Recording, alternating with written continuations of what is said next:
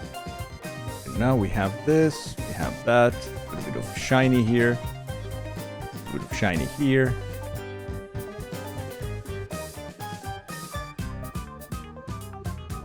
Right?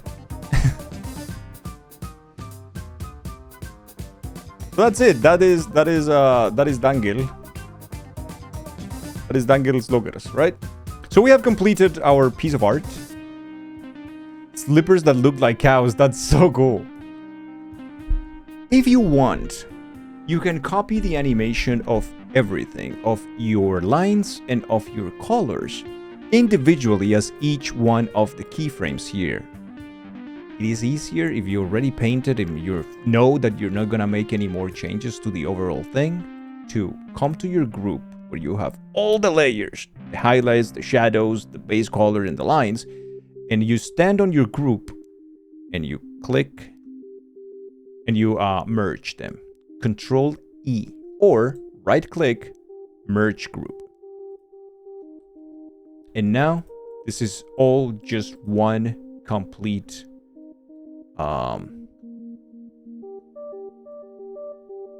thing. It's not a group anymore. It's a full thing. If you don't, for some reason, you create a new layer and you don't see it down here, click on it here on your layers and come here, and there is a very small pin icon. Click on the pin icon so you will always see it here. Okay. Now that we have Dangil here, we're gonna do some very specific thing. The first one is use our transform tool. We're gonna make it a little bit bigger. We're gonna make this Dangil big enough that he's gonna go across like the scene, right? That's gonna be our first thing. It doesn't matter if it's outside of the frame. That's part of the charm. And now there is a third way of animating things in Krita, which is curve animation. We are going to use this menu down here called animation curves. If you don't see it, settings, dockers, animation curves. All right. We're going to locate ourselves on the first frame, frame 0. That's where we're gonna be. We have our Dangil ready. We have our 0 frame. We have our animation curves. And now it's time to animate as a curve. Let us come to our frame, to our layer here. Let's create a new group. Quick group. I've seen your kind. Right? Time and time again. Boops. Hey, Creep. Let's rename this. Let's rename this as Sluggers. All right? And group 1. Right? How are you, Creep? Thank you so much for the 10 months, dude. Thank you. That's insane support. How is it going? She will love them and you needed to share. Hey, show us. Show us on the Discord, Nibon. I want to see them. Sleepers don't look like house. I'm interested. Also, once again, thank you so much for the support, Nibon. Thank you for the 150 bits. Thank you very much. Oh, and chat, remember that as long as we are in the art category or in the just chatting category, this drop is available to everyone. If you want to Twitch and Crunchyroll selected also the channel, we are part of this drop. It's official from Twitch for 60 days of high tier subscription in Crunchyroll. So yeah, it's gonna be open for the entire month of November in case you want to support the stream and you also want to get some anime in your life. 60 days subscription. You pulled an all-nighter and play Mortuary Assistant for friends, so you're a bit tired, but you plan on napping soon. We played that game yesterday as well, Creep. We played a couple of hours. Anyways, we have the Sluggers, we have a new group. And here's where it gets interesting, chat. You can create movement that is made essentially automatically, making some prediction, some curves, by Krita, which is a type of animation that is very popular with Photoshop. So if you have ever seen those emotes that look at 60 frames per second and they kind of breathe and they kind of like become floaty and stuff like that, that is made through curves. That is made through curve animation. That is not frame by any means. There's always, you always like, it looks good, but it's a little off. It's a little weird. it's too high res. And it's like, yeah, it's exactly what it is. But we can emulate that in Krita a little bit. So we have our piece, we have our group. We're going to come here to a new layer, but we are not going to create just a new paint layer. We're going to come to the little arrow, and we're going to add a transform mask. This transform mask is going to be linked to your previous drawing. Do you make more money from gift subs or bits? Bits, that's a good question, Yvonne. Twitch takes a big cut from streamers. So let's say that you pay $5 for one subscription or for one gift sub. If you are in the United States, I get 50% of that. I get $2.50. The other $2.50 go to Amazon or to Twitch. Subs are tricky because there is something relatively new that is called regional pricing. So people in Turkey, for instance, they pay like 10 cents of a dollar per sub, and the streamer gets 50% of that. So I get I get 5 cents for one subscription if you live in Turkey, for instance. So subs are very relative, and you never, as a streamer, you never get all the money. Twitch takes a big part of the cake.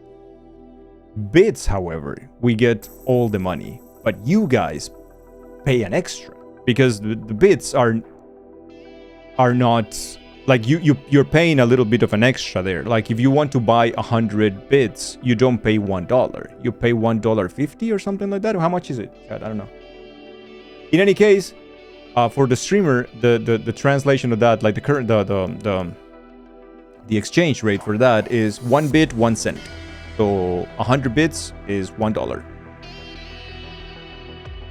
So bits is a good way because we get all that money directly. Tips, because tips are external, tips are made through PayPal. So PayPal takes a very, very small cut, but it's not too big. So yeah, but I would say that the most efficient one for you as a viewer will be tips. That you can see the button on the lower part in the about section. There is a tip section there. That is the most efficient for you guys, or cost efficient, I would say. For the streamer, bits, because we just get what you give immediately there. We are also protected by Twitch on chargebacks, so it's also very, very much convenient. But yeah, like bits or tips are. We don't call them donations anymore because it's tricky. The language matters. Donations can be charged back, whether tips cannot. So that's why we call them tips now, just to protect. There's been many cases where streamers receive like big sums of money on tips with donations, and then 6 months down the line, they get a chargeback from PayPal because the person just took the money back. Some people just did that to many streamers just to affect their finances and fuck with them. But now we name them tips, so we are protected by PayPal as well at this point. Language matters. But yeah, that's more or less the way it works, everyone. More or less the way it works. Alright.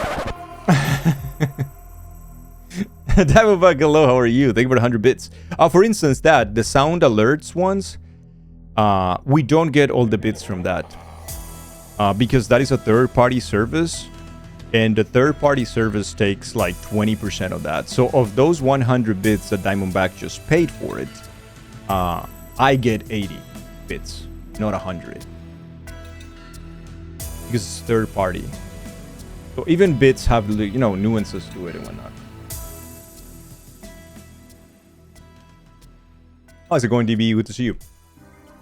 Alright, so now we created a transformation mask, and the transformation mask is linked to the sluggers. That is important. We are going to click on it. We're going to select that one. We're going to come here and click on the little pin, because remember, we want to keep a track of it, right? And this is where everything happens. Now we come to animation curves, and we are going to click on the first one here, the one with the plus, which is add a keyframe. And now we're going to have a lot of control here. We come back to our timeline. And since this is the beginning... Up the butt. Oh my god, that's gonna be a lot of dumpies. Diamondback, thank you for the 69, thank you so much. Oh, I'm taking a break anyway, so that's fine.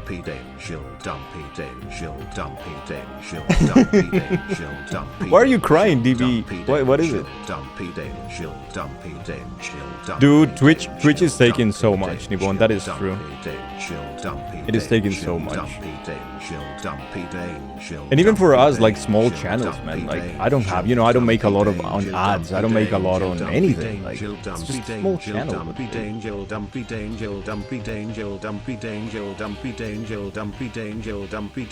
It is too beautiful, Anna, it's too pretty. Thank you so much, DB. Alright, now that we have created our transformation mask and we have created our first keyframe, we are going to move with the transformation tool right here. We're going to move to what we consider is going to be the beginning of the animation. Where is this guy going to be at first? And this guy, it's going to be out of frame. Right? Now we're going to come to where we think that the animation will end. So let's make it very, very long. Let's go to 59. And at 59, we're gonna come, create a new keyframe by touching the transformation mask and our layer, and we're gonna move it to where it's going to end.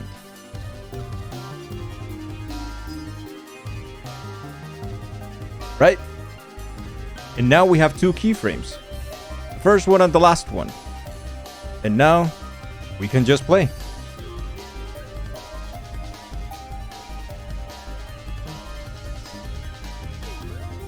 Let me remove the first one here.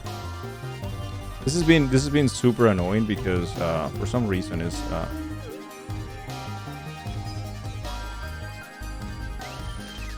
where is this one? Okay, it's right there. It's cool. This is a little tricky. This Krita is a little buggy on this one, but it's okay though. Okay, we should be good now. Right? And we can make it slower by coming to the hamburger and changing our frame rate to, I don't know, like 12 or so. And then look at that beauty.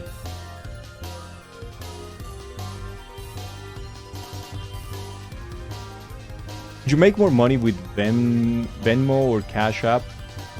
I don't think so. I don't know. I don't think so. I have no idea, really. I've never checked on those. I know PayPal takes a little bit of a cut. It's not too bad, really. Cents that it takes. Maybe a couple of dollars if it's too big. But, it's okay for that transaction being protected as well. And that's it. And that's how you make that type of animation. Curves. I didn't have to move every single frame. It's just I set up the first one, set up the last one, and there you go. So for movement animation, this is very convenient and is very fast. Right? And that's how you would do, for instance, the sluggers. Lodi, I don't know if this helps a little bit or not.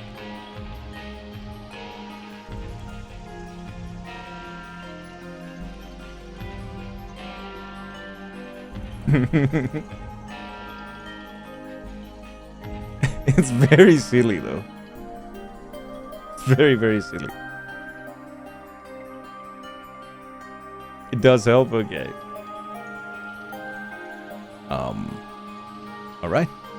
I can show you one last one that very recently I made some changes to with a very simple type of animation in order to have it, Holy!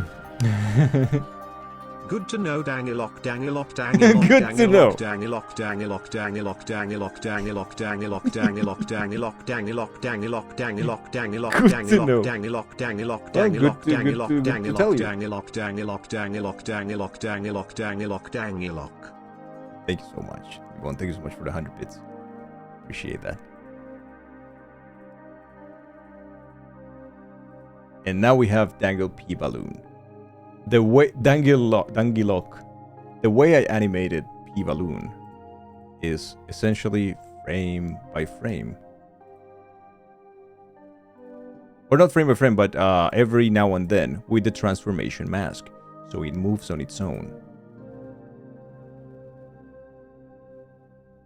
So the first frame here, it's the starting point. And the second one, I made it. Because it's not only about moving it around, you can also rotate it. The rotation will also be considered. So for instance, if I would take this guy and let's say that when he is... Let's say that he starts... Actually, he starts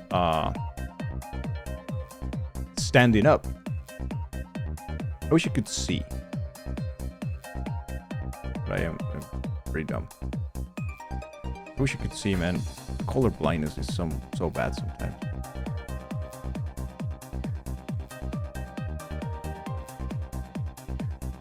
I'm really trying to see, but sometimes it's so difficult, man. I think I see it there. Right? Let's say that he starts like that.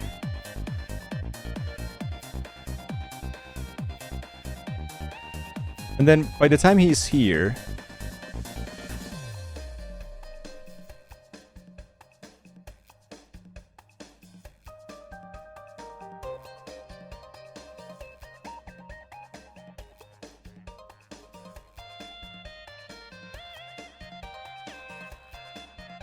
Man, what I'm trying to say, what I'm trying to show is that you can also change the rotation of the things. So he comes like this, and then he kind of like flippers down.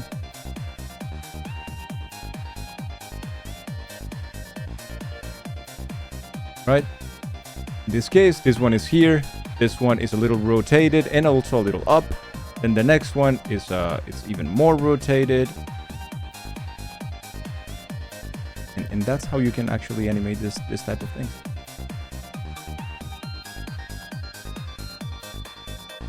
We didn't rotate him more. If you want to see something like wild like that.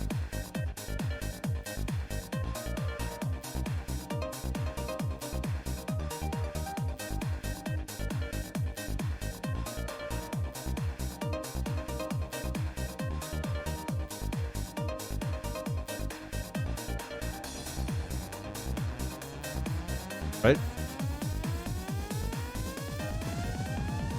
For instance. What happened, Tilda? 9 hours of non-stop cleaning. Finally going back home. You're hungry? Oh, Tilda. Did Mario Paint had an animator too with the 4 frames? I think so, yeah. If I remember correctly, yeah. Most likely. The floppy dangle, yeah. You had the good idea to go pick up the 10-liter paint yourself? Why? Why? Why, Tilda? Why aren't you asking people to help? I don't understand. This actually annoys me. So, any questions, everybody? Any questions, chat? Anything you would like to know? Anything you would like me to go deeper into? That you would, let's say, like, okay, I would like to know about this, or I'd like to know about that.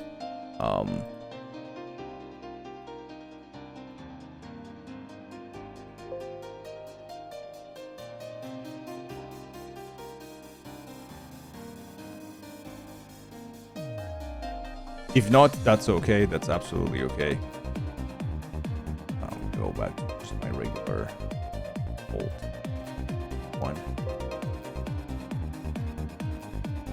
You think this is already a lot? I think so too. Okay. All right.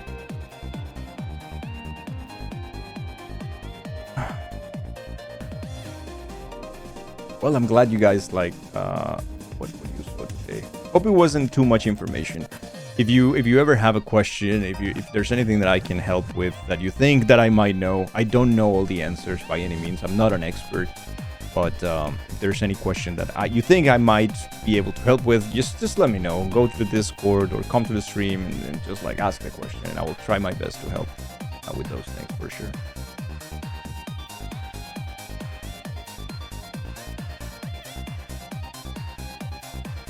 Oh yeah, Vic, we started with Kaizo, and I was like, you know what? I was, I think 17 or 18 levels out of 22, and I was like, I think we can squeeze one level before Krita time. We finished the hack 100%. It took us a little bit less than 2 hours. We finished 4 levels, fought 2 bosses. It was really productive. I was gaming today, dude. Like, insane gaming. I was very surprised of myself. Very, very surprised of myself.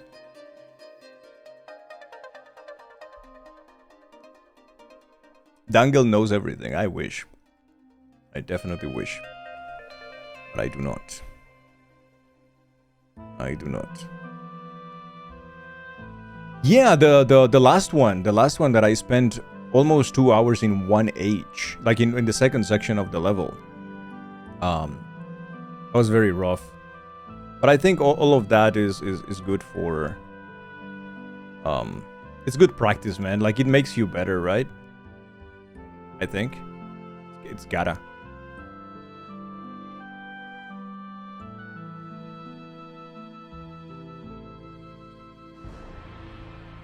Gotta make you better. Somehow.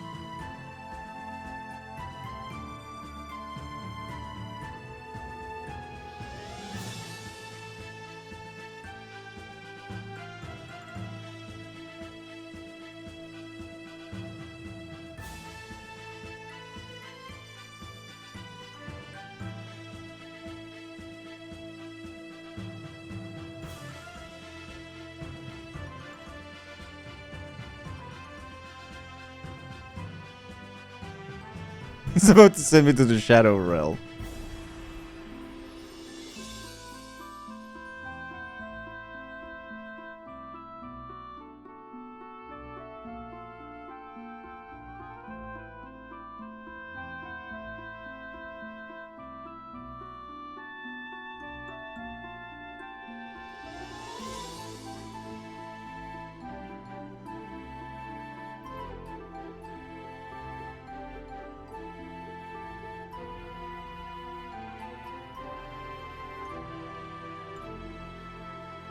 It's always just about practice, eh? All practice. All practice. This spot marks our grave, but you may rest here too, if you like.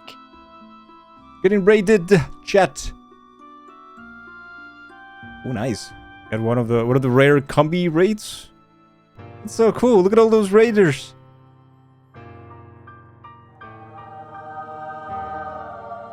Look at all those friends raiding.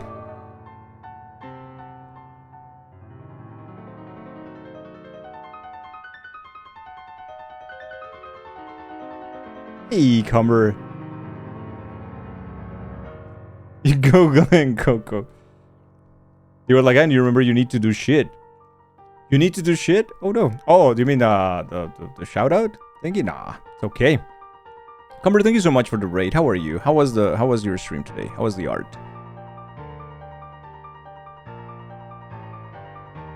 Long time no see. This is like all the viewers were there with Combi.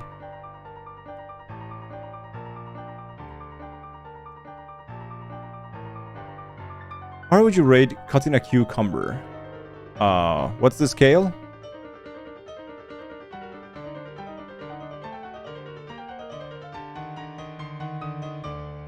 What will be the scale for that?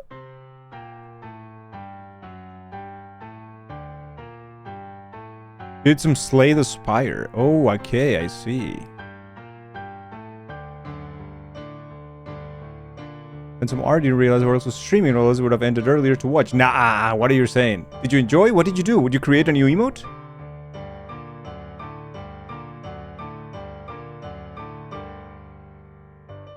Were you making emotes? Ah, let me see. Let's see what you guys did. We had a very long tutorial on animation today. Oh, that's so nice. It's the panda's high. Oh, that's fantastic. Hydrate. That's awesome. You don't want to work on it anymore? Why? I already stole it. We're sloppy today with the hydrates.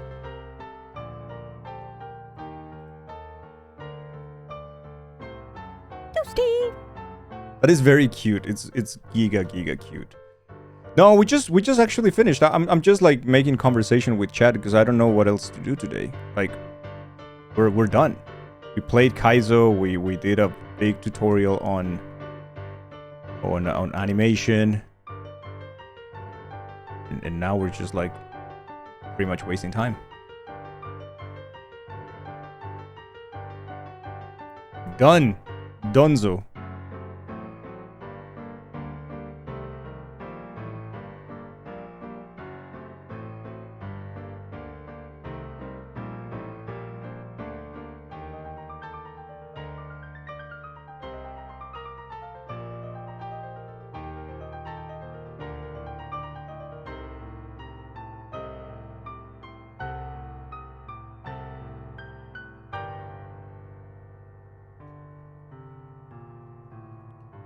Do we have a new dangle emote? We do not.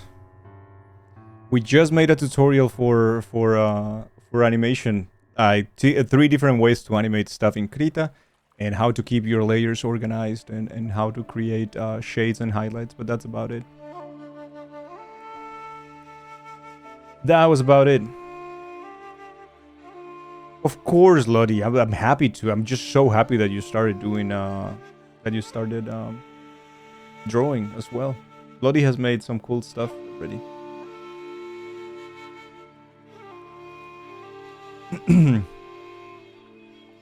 Anyways, yeah, this is Garabanzo. Let's go. It's just lines. Yeah. Do you guys want to do something? Do you want to create an emote real quick? What do you guys want to do? What do you think that we can make today? Emote?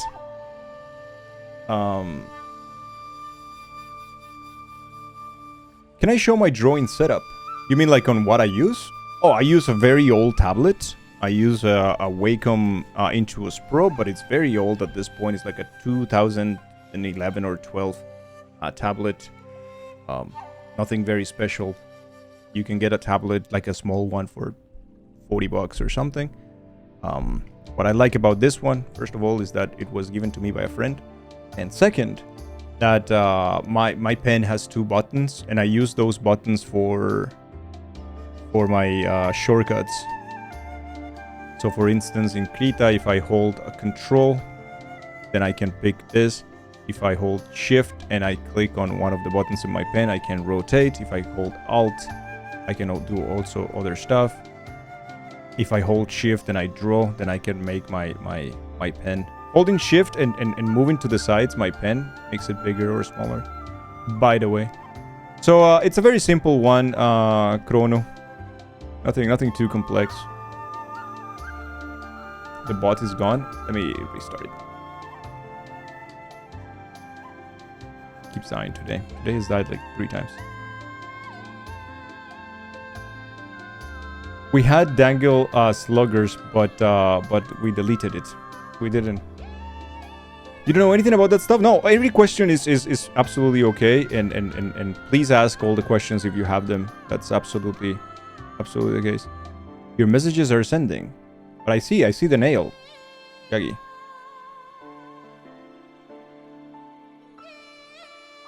Yo, Austin, hello. So what if we did something like... That's a thick line, dude.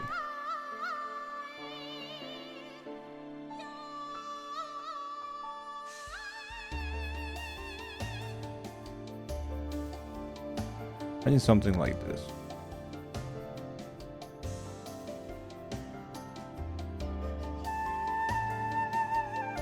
Right?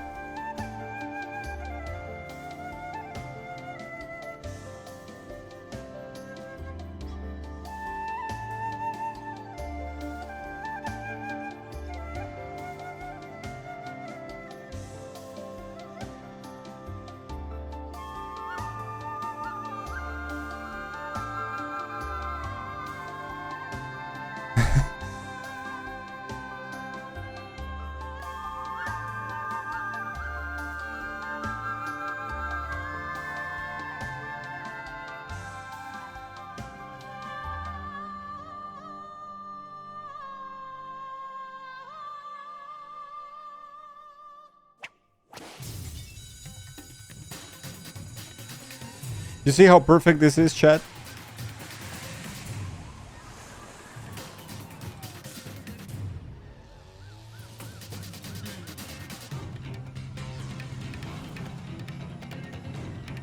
This is simply perfect. What else do you need?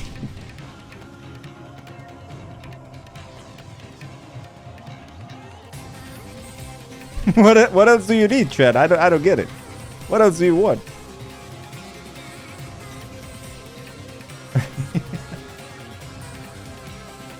Let me get an actual emote.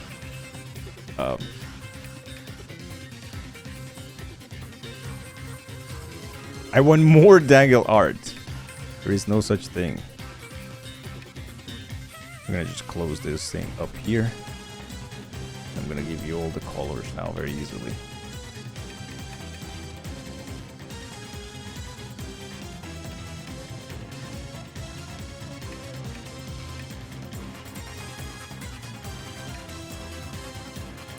See?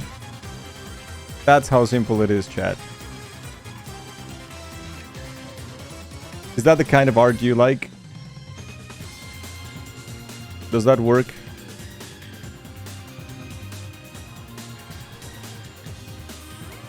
So fine. That's the kind of art you guys like, right? Yeah, that's it. Me like, of course. It's cute. My God. Why do I even try?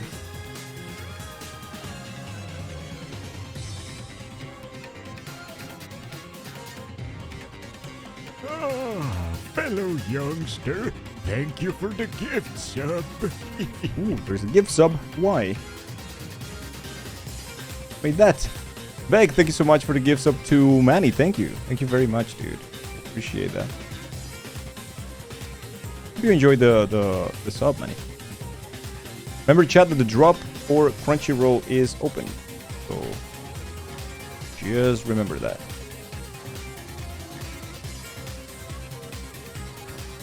A very special drop right now.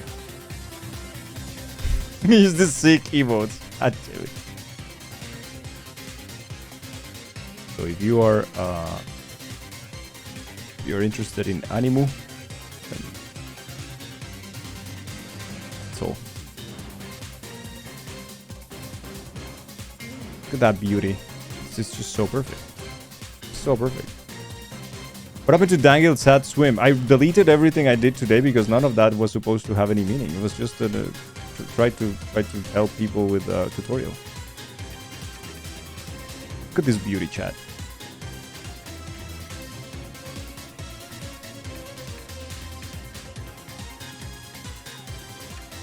Damn it.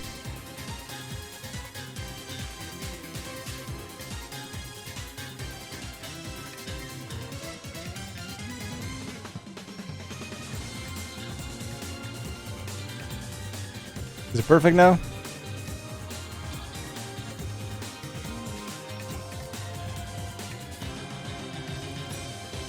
Looking at the beauty and the art too. Well, hello.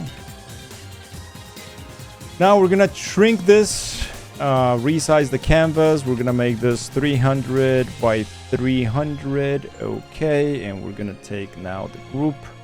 Remember, you just have everything in group and everything separated by layers. And we're gonna just take the group. I'm gonna put it to a size that we like, which should be something around this size or so.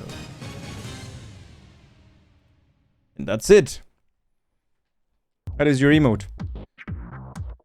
Wait, there is a shrug emote already. Steam Cherry Sui? No, I was just like, we're not. This can't be an emote, chat. We already have a shrug emote.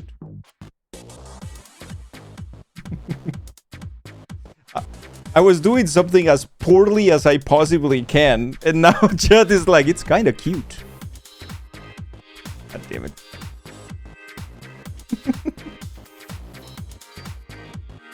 It's perfect. Fuck me, man.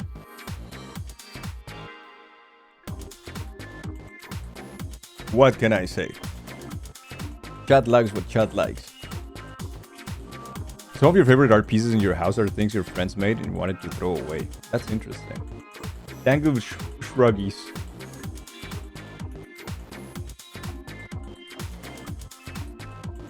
You guys actually want this as a BTTV emote or something?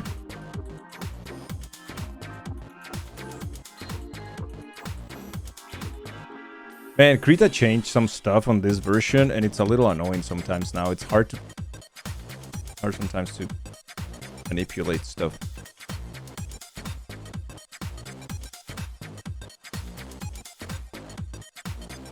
Holy fuck, man.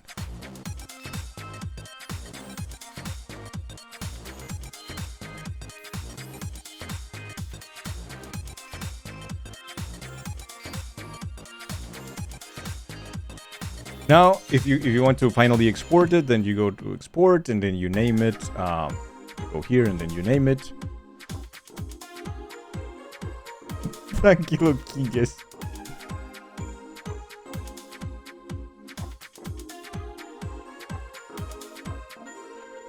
OKIGuess. Let's go as a PNG.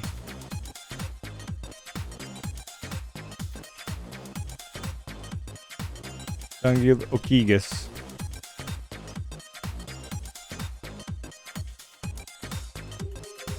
And now we export it. Alright, let's see how it ended up being, chat. Let's see if you're going to like it or not, or whatever. Upload emote code. dangilOKIGuess. Where is OKIGuess? Here it is. I made this for my channel, Smilers. I always put that on the BTTV. I wonder if they ever read that. And they're like, haha, cute.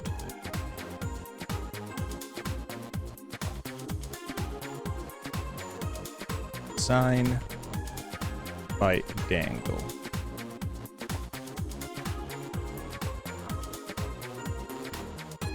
There you go.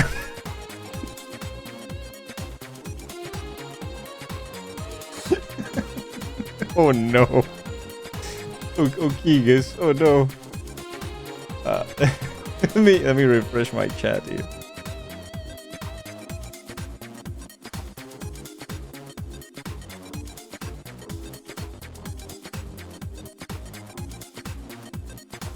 Dangle comme ci comme ça to French it up. Yeah, I should have done that. Damn it. OKIGuess. Chat. It's so stupid.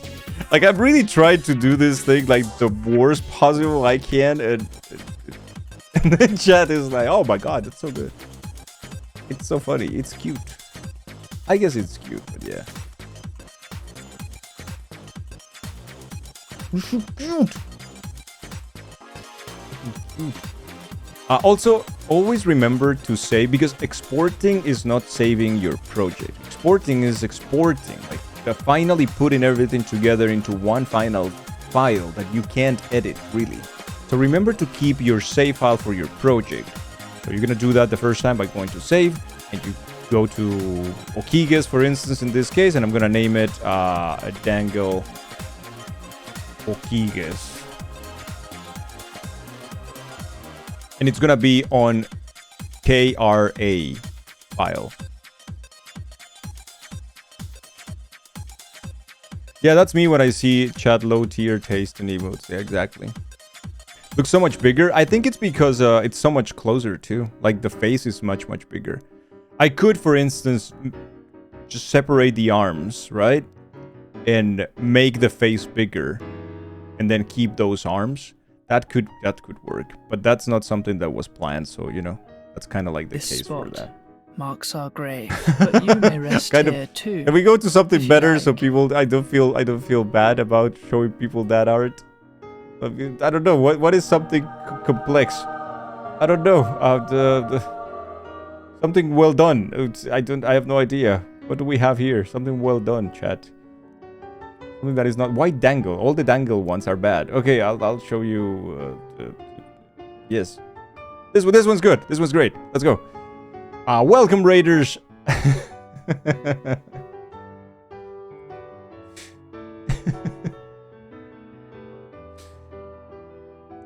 Really? There is, but there shouldn't be any pre-rolls. That sucks. Oh, man. It was just a bad timing, I think. I think it was just poor timing, because there shouldn't be. Yeah, there is an adding pros. It was just poor timing. Oh, unfortunate, man.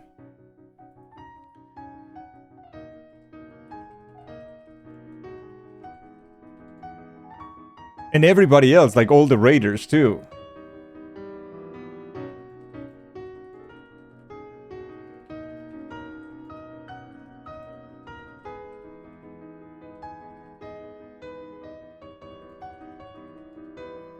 There you go. Yeah, I wonder what the animation of this one looks like. Let's take a look at the animation for this one. I think it is fairly complex. Yeah, so the hat is animated, the ribbons are animated, the head is obviously animated, the whistle, it's animated in 2 parts, and the confetti as well. Yeah, this is a fairly complex animation. For sure.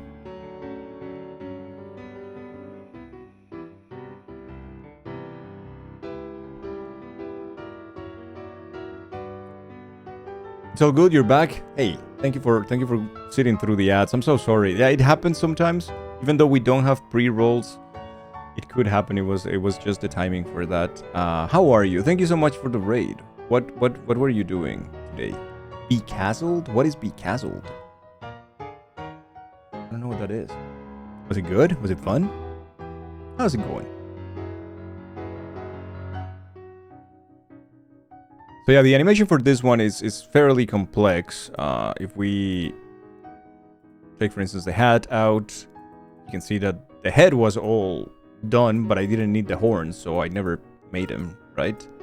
So why would I guess? The whistle is here. We can move the whistle first part. And then it's going to appear on the second part, because the second whistle is actually there. But we can remove it entirely. It's an early access RTS game that was really cute. Oh, interesting. Okay, cool. Cool. If you're having fun with it, if you're enjoying it, then I'm glad. Thank you so much for the raid, and welcome, raiders. Apologize for the ads there immediately. Glad you're here. We were playing Kaizo Mario earlier, and now we were doing some art, doing some small tutorials on how to animate simple things. It's like baby's first RTS. Oh, that sounds cool though. That sounds cool. RTS games is something I haven't played too much of, but every time I play some RTS, I enjoy them. I do like them. Yeah, that's been the stream for today. So there are subtle things to the animation. As you can see, look at the hat. The hat lifts a little bit. I think we can check here where the animation happens for the hat. Here it is. So the hat is the same, right? At this point, the hat lifts a little bit.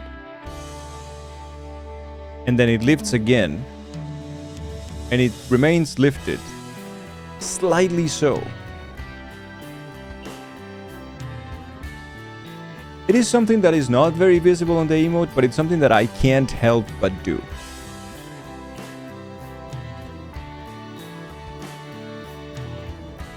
When I am working on stuff, I have a very hard time controlling myself and like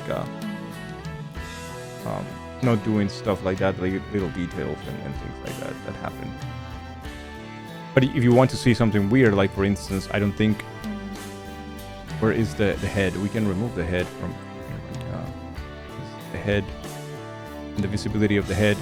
You can see the body there. Body, I don't think, doesn't move at all in this animation. It was not needed.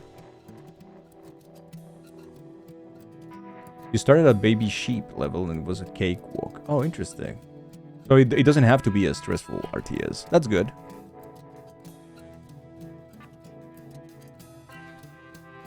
And that is the way it gets deconstructed, I guess. I wonder if there's the sketch for it is here.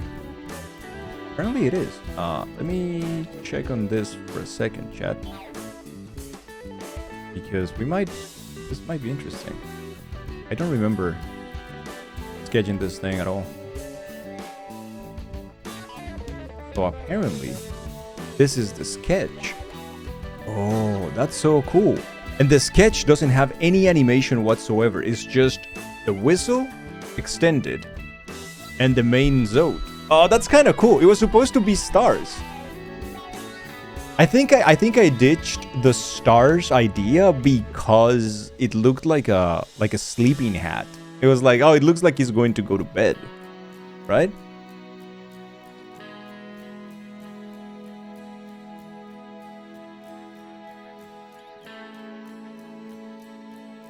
Yeah, that's the OG sketch for that one.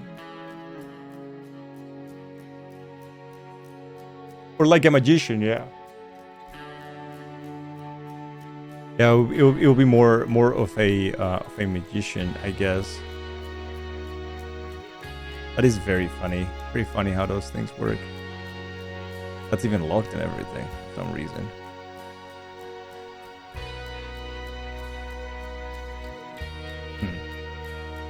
Funny.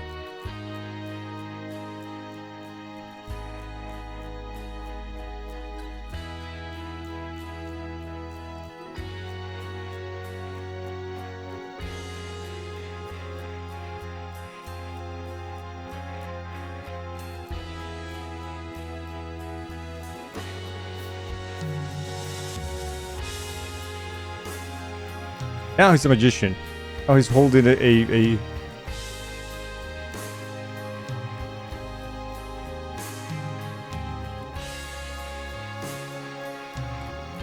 There you go. Now he's casting a spell. There you go. Easy.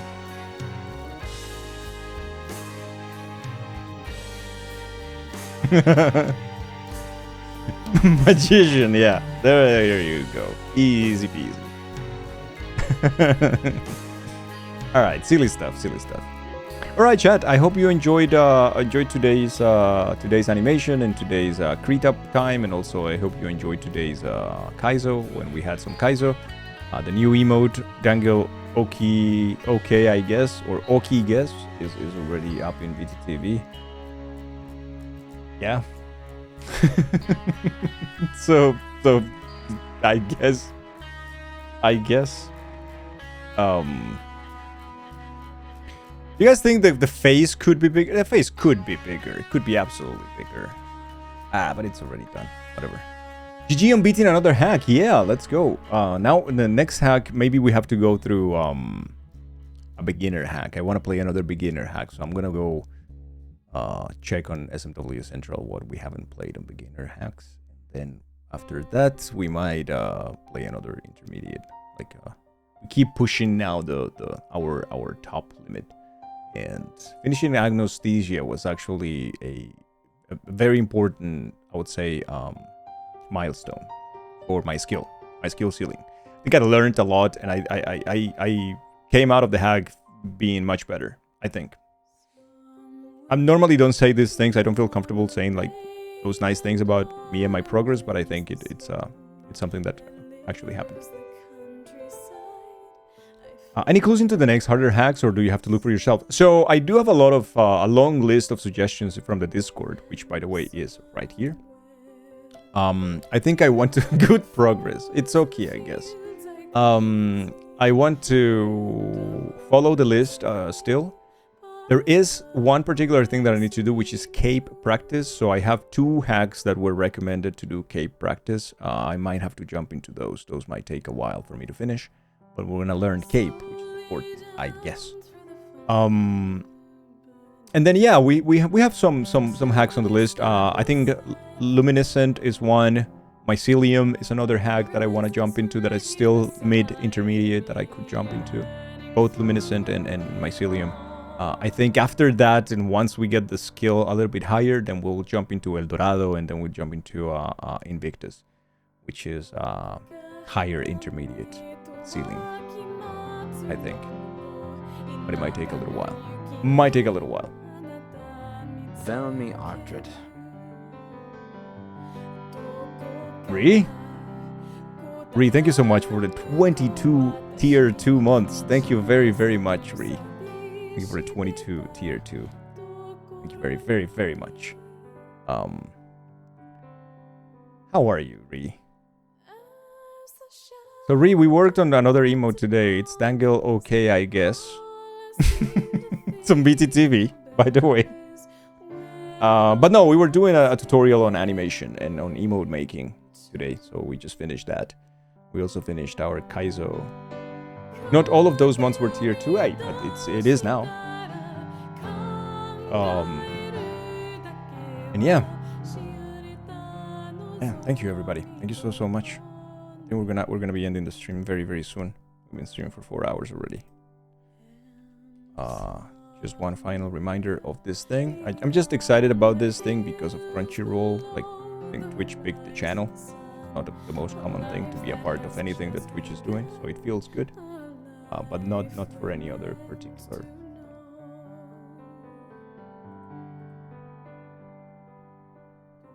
Oh, I see. Okay. Yeah, I think the stream is ending now. I mean, we're done. We're done with what we were doing. So yeah. Unless you guys want to keep watching me draw, which I could. Ah, fellow youngster, thank you for the gift sub. Which we could come up with something. Cumber, thank you so much for the gifts up to the bot. I am very bad at keeping track of the bot subs, which is something I should definitely do.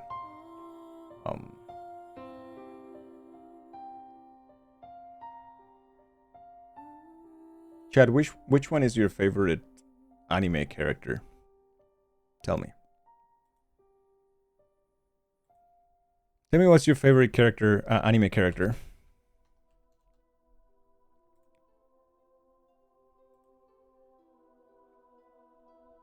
Aniv? Astro Boy? Gone from Hunter x Hunter.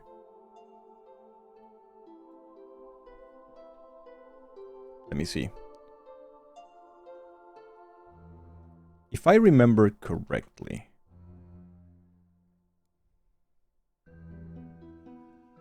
Oh, right there. You got it.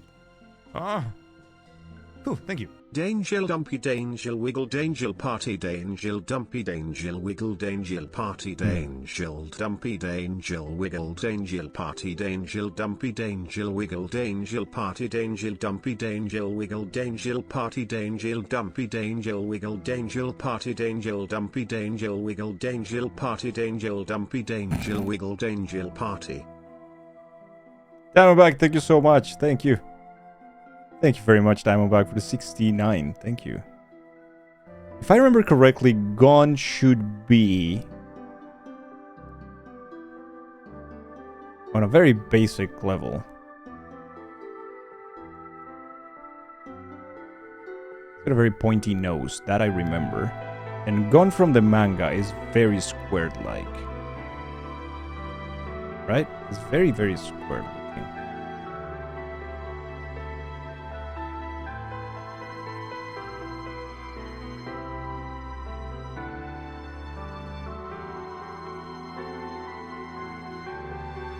If I remember correctly, I think Togashi also has like big ears for his characters.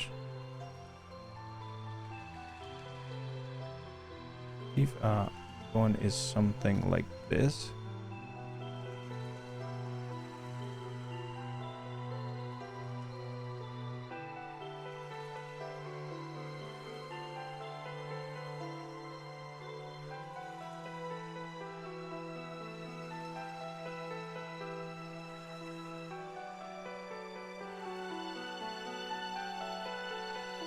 Maybe not.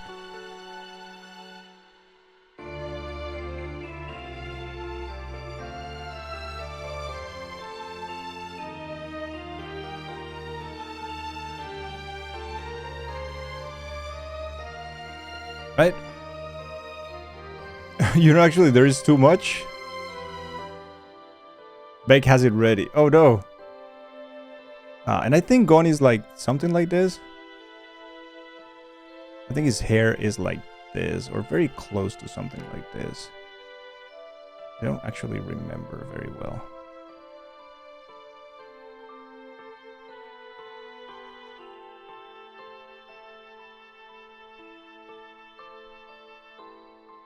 Right? I think his head is also like big. Maybe that's too pointy. Maybe we can like soften that a little bit for the sketch. What I do know is that Togashi is very strong with these lines.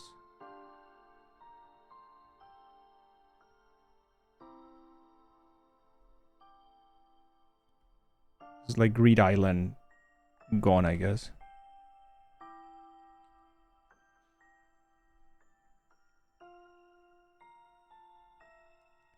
The hair is taller, right? Yeah, the hair is way, way taller.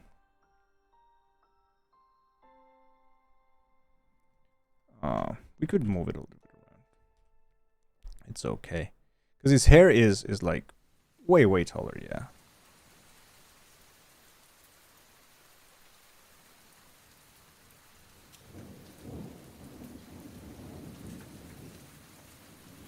But it will be something like this, right? Something along these lines, I think.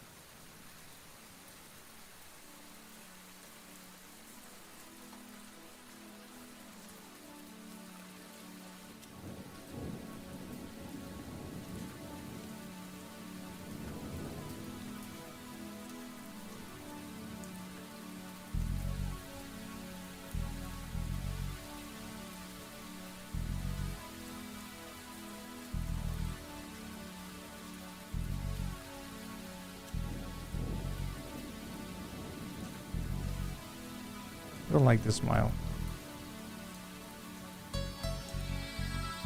Now it's better. Right? Boom. I love that series so much. Yeah, it's amazing. I love Hunter x Hunter, dude. It looks so good.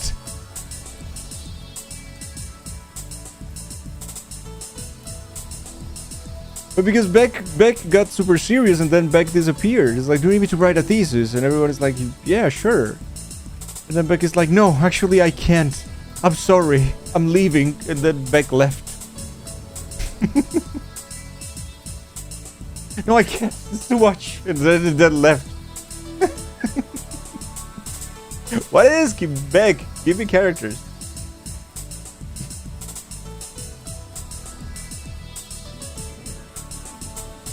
Give me a character. We can try to draw. Let's try to draw today. Let's try to practice stuff. Yeah, I don't want to leave. Bad. I want to stay a little longer. Onizuka. We need references. Let me get a reference for Onizuka. Onizuka Sensei. Let me get a reference. I can see eyes and... That's so stupid. One of the stupid faces or the actual serious faces? Let me see. So this is more or less a stick. There is a thing. There is like... Alright. I think this reference will be enough.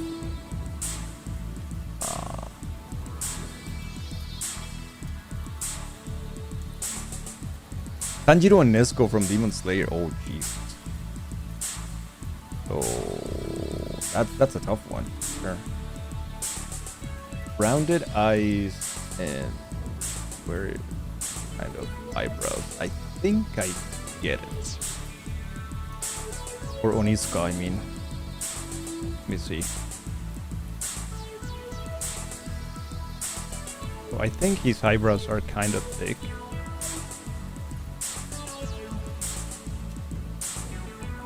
Something like that.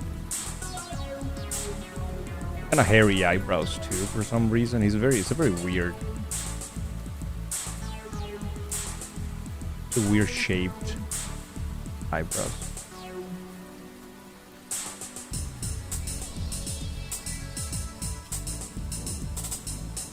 Nobunaga. It's an anime version of me. And I think Onizuka has like eyes are kind of like this. They're very particular in the shape that they are too. Like rounded ones. I think they're just like rounded.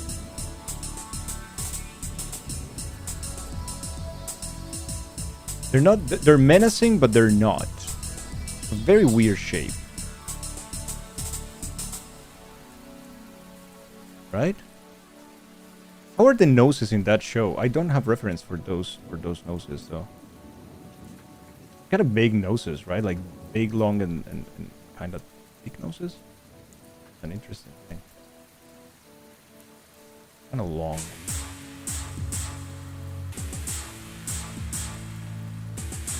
Kind of thick like this, I think. Yeah, they're pretty much like that. Oh, I know.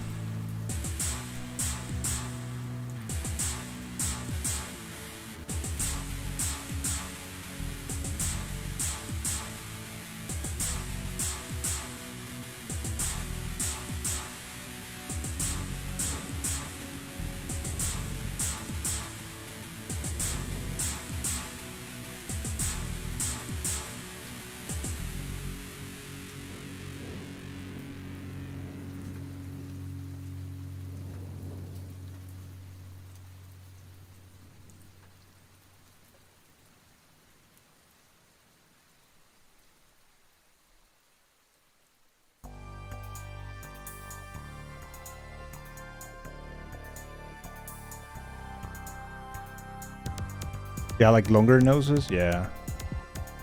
Faces too. They're rounded, but they're like elongated in a way.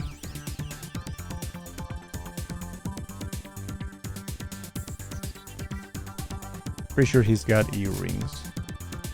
Because my students used to call me Onizuka. Because I was always smoking and also had earrings.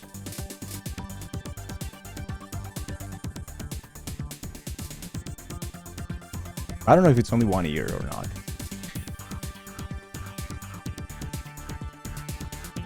And I think his face is like this, more or less.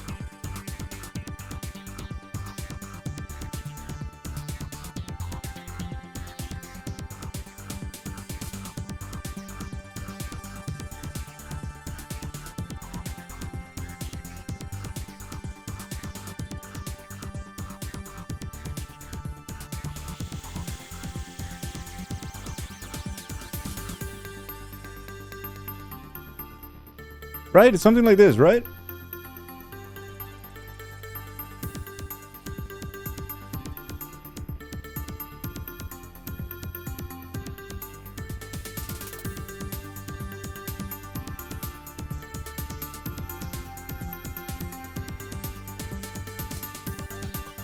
And have like a shirt. It normally has like a red t-shirt, is it? What?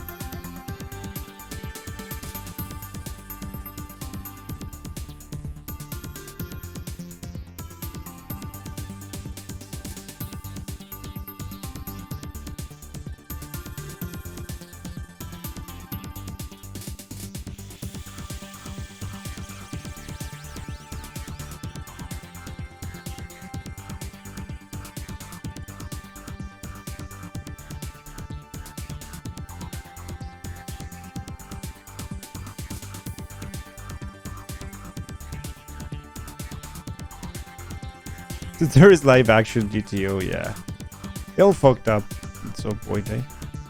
You didn't know?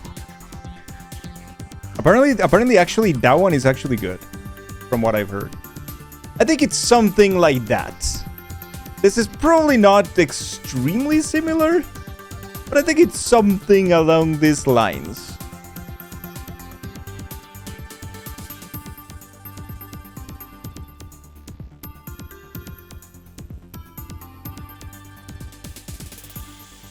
Right? Should be something along these lines.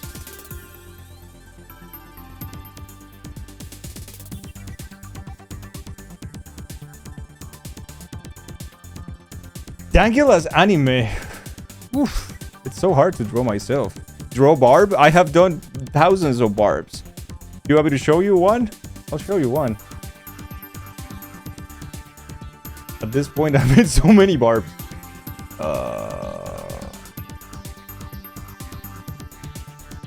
Show you a good one.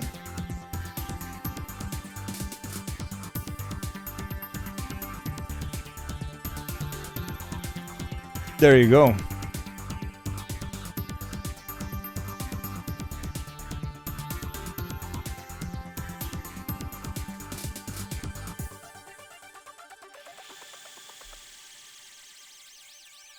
You don't know Onizuka? Onizuka is a very fun series. Great teacher, Onizuka. Very good.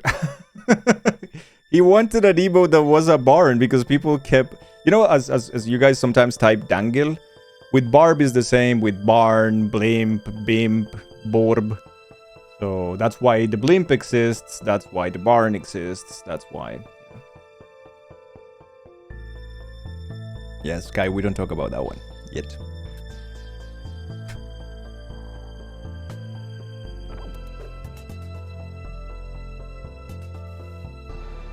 Bimp is a good one. Yeah, Bimp is a good one.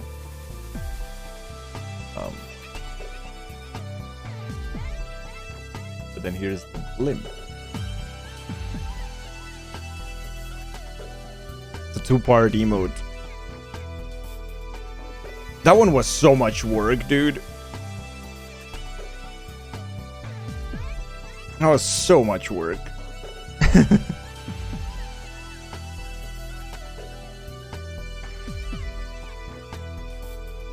Yeah. I also did that one, yeah. I'm also guilty of that one. I can show you. What's the name of that one? I don't know. God, so many. Barb. Fusion? No. Barb. Ita? Oh, Barb DDD. Okay, yeah, that's Barb DDD.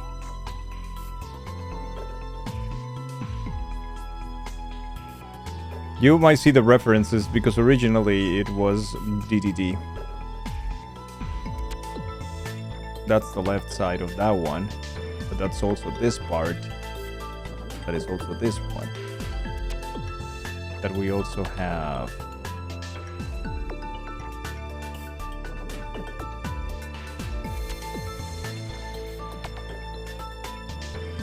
You know.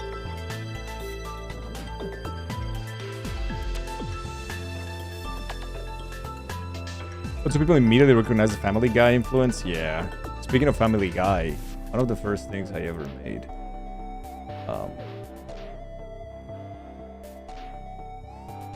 Was this one.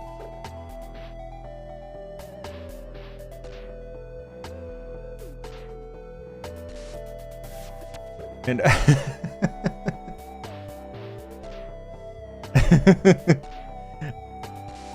yeah. And then there is another one, which was when he was playing Metal Gear, which was this one.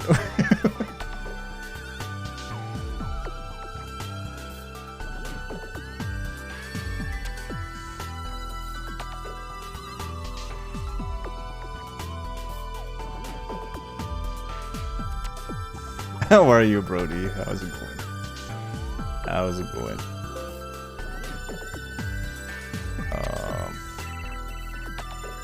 There are more memes around, memes that were never used or memes that were never shared or stuff like that, I think.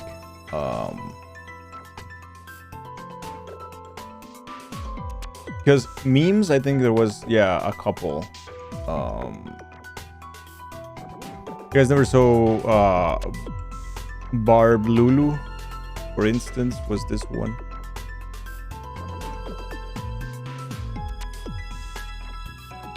I don't remember what's the context of this one, but that was made long ago too. You hate it? I think we all do.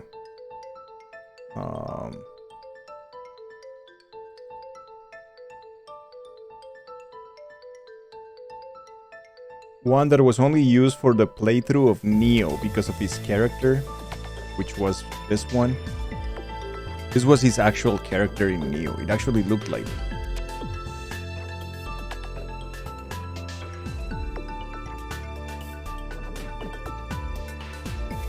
It's so horrible. So horrifying. That's the word. One that I was sad that was never used anywhere was this one.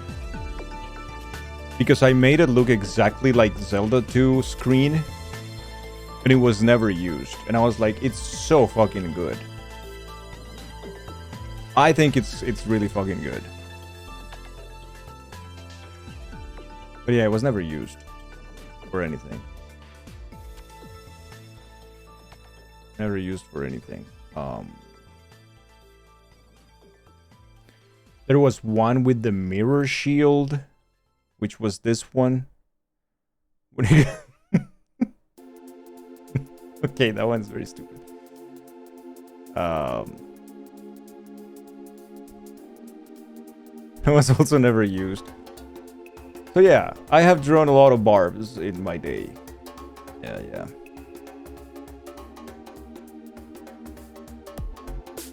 You like the Be Right Back screen a lot? Which one is the Be Right Back screen?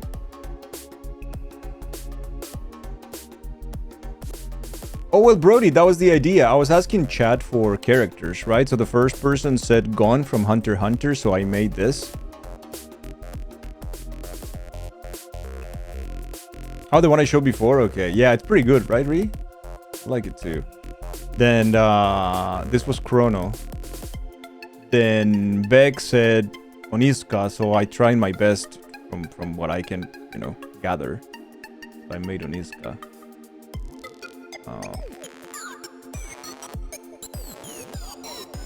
You have a character suggestion? Yeah, go ahead, please. We can work on something else. That'll be awesome. I think Ree also had a suggestion. I'm gonna jump to Ree's suggestion as well. But I need to see them. Rio from Devilman OVA. Ooh, I need to see that character. Okay, Rio Devilman Crybaby. How do you look like? Oh, okay. It's that's Satan? Rio Asuka. Okay. Asuka Rio. Okay. Oh man. Oh, it's like a tough one.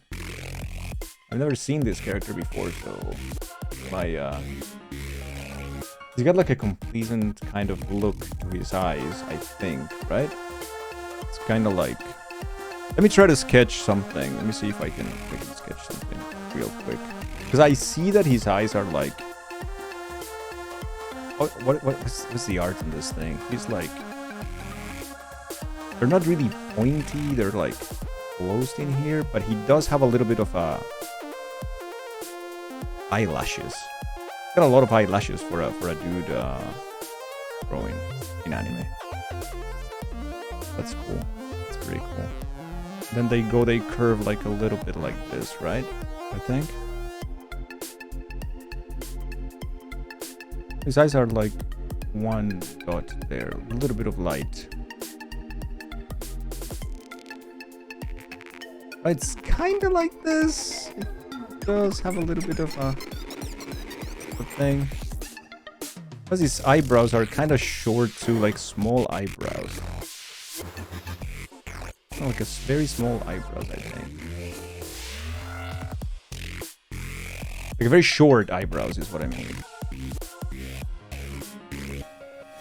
Something like this. A very soft face. Right, I think we can work with this. What about the nose? Just elongated a bit and smile. Okay.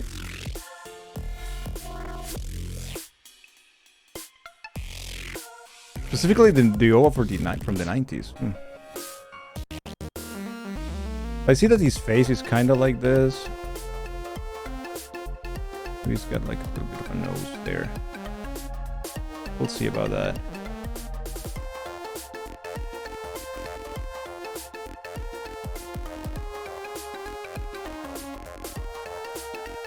A very soft face as well, right?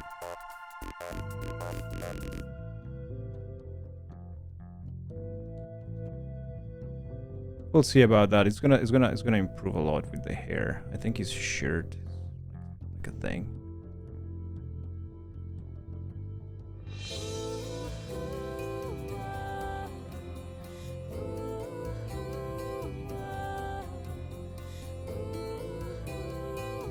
Let me see what other features does he have. No, you can see his ears though. So I think that we can change it, make it a little bit more pointy here. And this can be different. I think like it's more pointy. So something like this.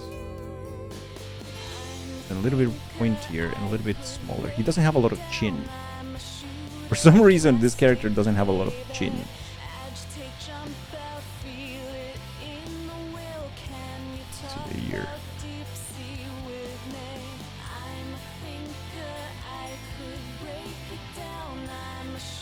What about the hair? Hair is so weird though.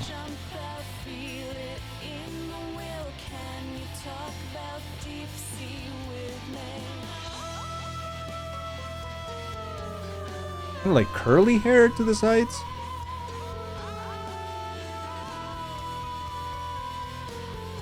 Kinda like this.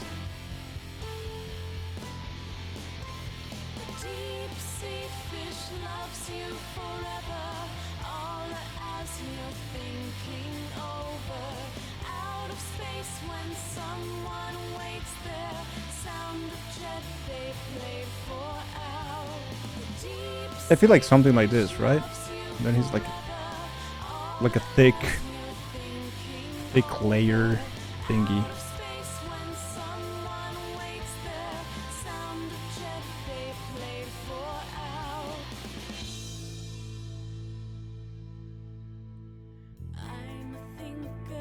It's something like that, right? You get the idea, guys. The run is now. It's kind of like that, from what I By see. Diamondback_0_1. Kinda.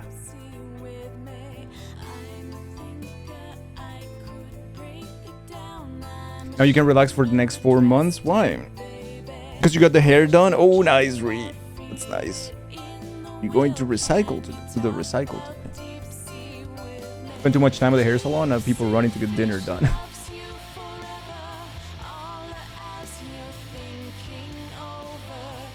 Right, I think Ree, you asked for Tanjiro, right? Let me see how we Tanjiro. Kamado Tanjiro. Oh. He's like a happy dude for the most part, isn't he?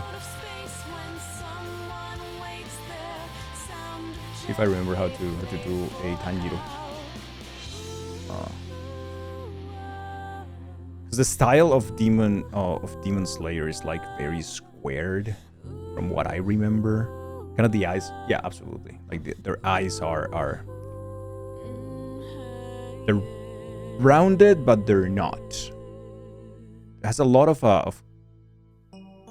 like lines like this, which is very weird to draw, but that is on purpose because that is to make the animation a little bit more dramatic when you want to. So it's a little bit angular. It's not actually a circle, for instance, for the eyes. Kind of something like this. Even the thing is kind of like that. And then you can get a lot of dark shades here. You're gonna see in a second. This is darker. Much less dark as well.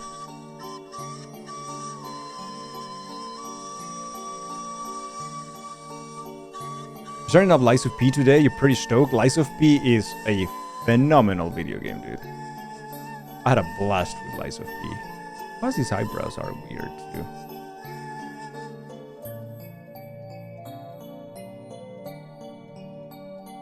But they're not very thick. They're like a bit like this, maybe. They're long though. Yeah. Does have like an eye thingy. Does have like thingy here as well. Right? But this super long thing here for the nose, but the noses are not big. Well, not that small either.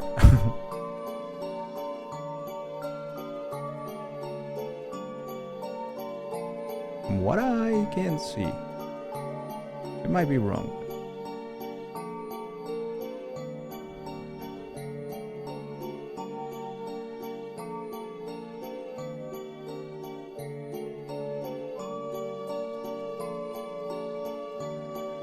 Because the eye comes from the other side as well, the same.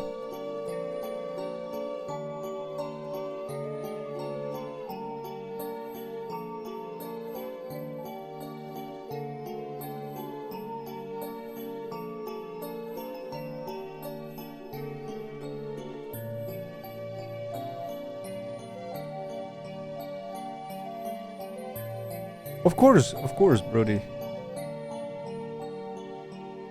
Happy to. Thank you for the suggestion. Thank you very, very much. The faces in Demon Slayer are super rounded. They're a little bit easier to draw as well. They're very rounded.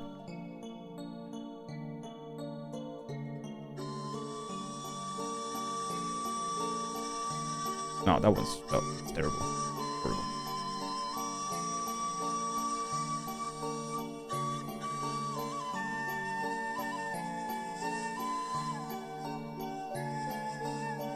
Oh, this is much better. Oh, hell yeah. I think he's got a... What is it? He's got earrings, right? It's like a long thingy. Like a banner kind of thing. Looks like this. Is it?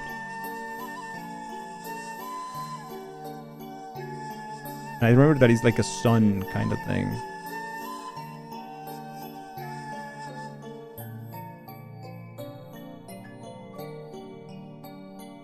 It goes like that, I think. The hair is... He's got a big forehead. That for sure. Let me move this around a little bit.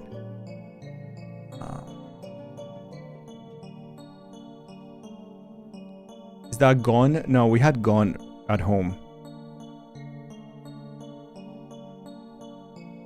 We had gone at home, Jaggy.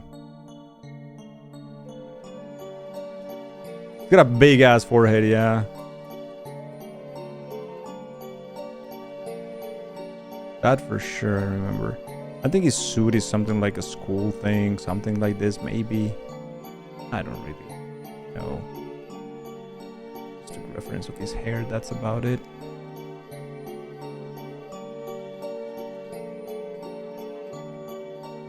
So his hair, I remember that it's like a thingy here, and it's also angular. So it's funny because their faces are rounded, but their hair is not.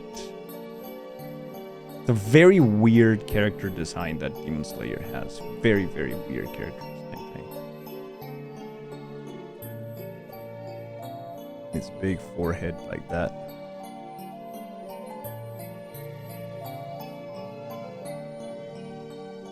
You need to draw. This is great inspiration and manual. Aw, it's not Ree. Come on.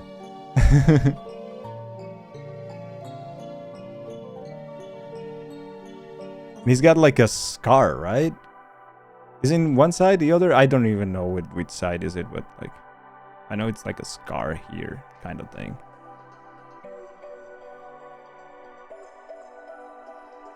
Like a burning thing that he's got. His forehead, right? Maybe we can make it a little bit smaller so we can fit the hair. How is his hair? He's like combed to the back, right? I think something like this, maybe.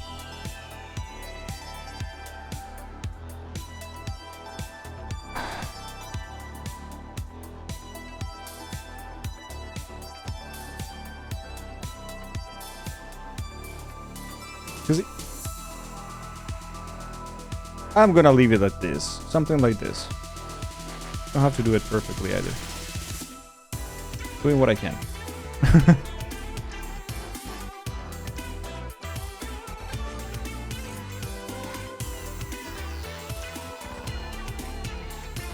This should be close to what it is, right, Ree?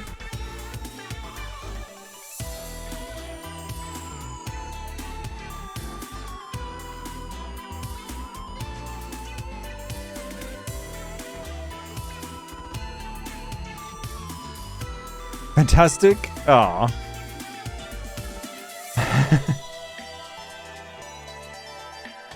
That's so cool, Reed, that you're learning how to draw. That's amazing. That is so cool.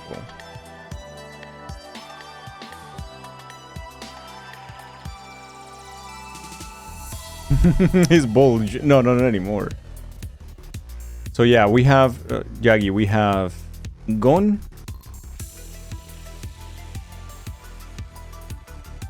We have Onizuka, which I think is like the worst of the bunch of the ones I made. We have Ryo from Devil May, what is it? Demon something, Cry Demon. And we have Tanjiro. Devil Crybaby, there you go. Have you read Demon Hunter? Demon Hunter. Demon Hunter. No. I don't think so, no, Beck. Oh, Demon Slayer. I have seen the manga and I tried to start and I hated the art and how bad it was. I was like, this is terrible art. So I didn't, but I watched the anime and I do wait for the anime because the animation that UFO is making is insane. I do love the anime. The animation is fantastic and the art is much better. The art in the manga is not good. It's just not good. It's boring. I like it. I like it a lot. I do like it a lot. Demon Hunter. I was so confused. I was like, is that WoW?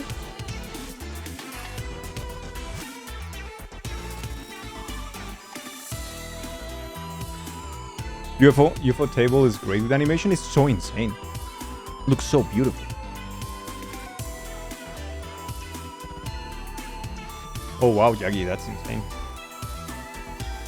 That is pretty insane.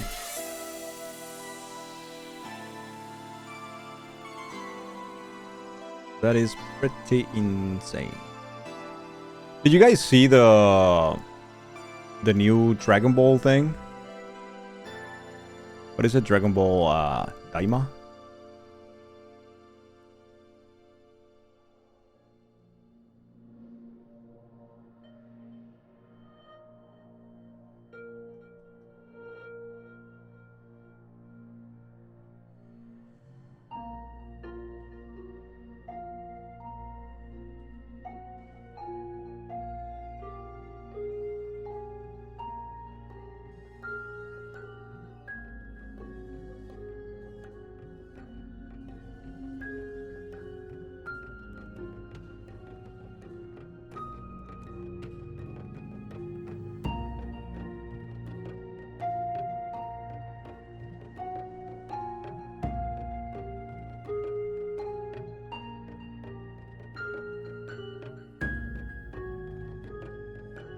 Kuju Tatsu from Way of the House Husband.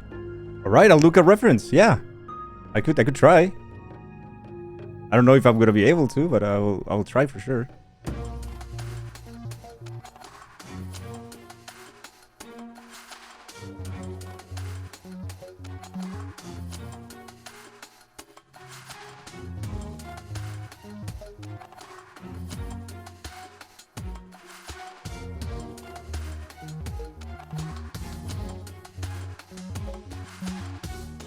Streamer, hydrate.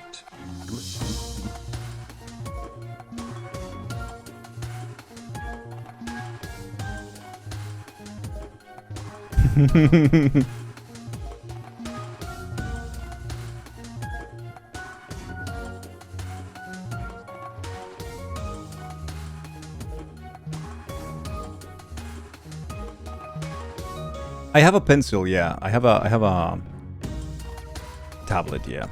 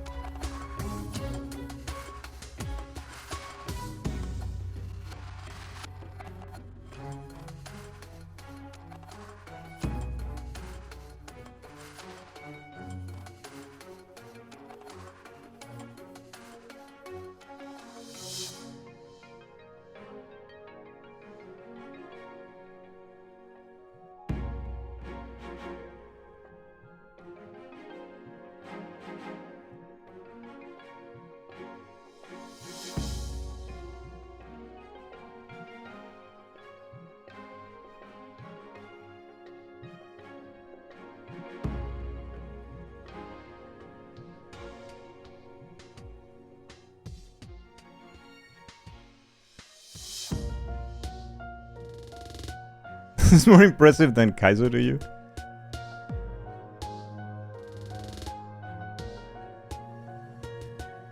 Just felt inspired right now because I was mentioning Dragon Ball Daima, and that's something that I'm really excited about because I really like OG Dragon Ball.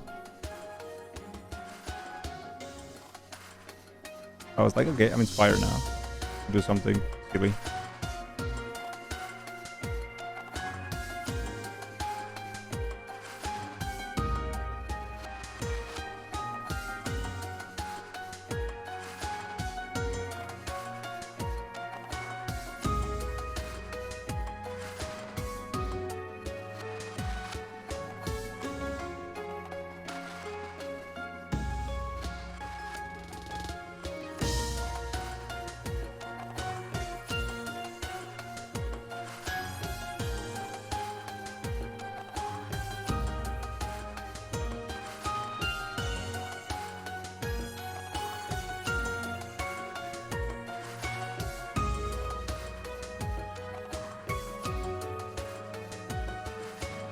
What's Dragon Ball Daima? The one that was announced for next year, Mal.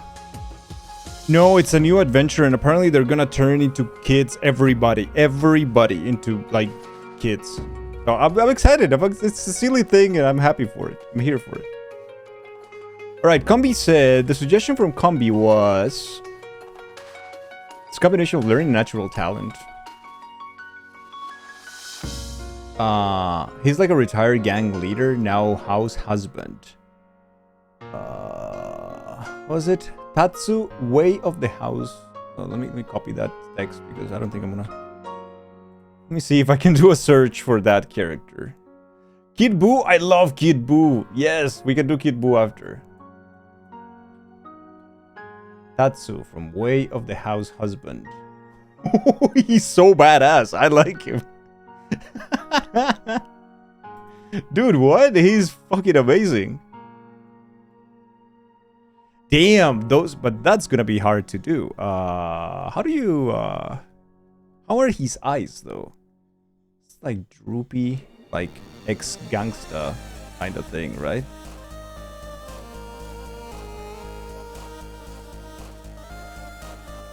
He's got an attitude. For sure, he's got an attitude.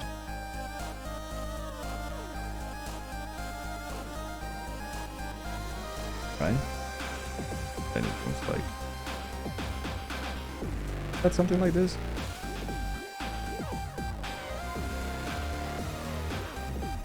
It's kinda, right? How menacing Kid Buu's eyes were? Like, dude, the eyes were like the worst part, I think.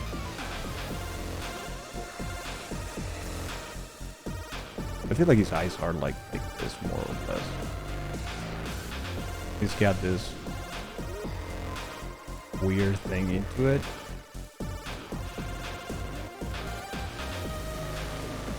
I think the nose ridge here is super thick, though. Yeah, his nose is like big and like that. Like a very cool. Interesting.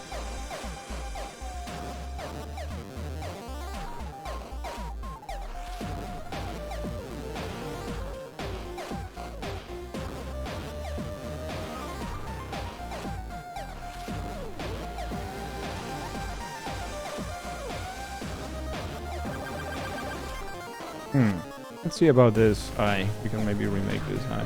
Redo this one. I like that one. But I see that he's kind of squared here. You don't like this song? Oh, the English theme song for Rurouni Kenshin? Like Sobakasu, you mean? Like Freckles? Freckles is such a good song, dude.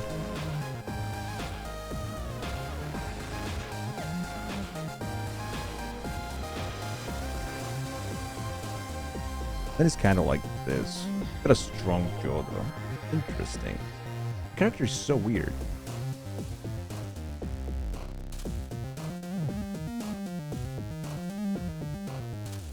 Right?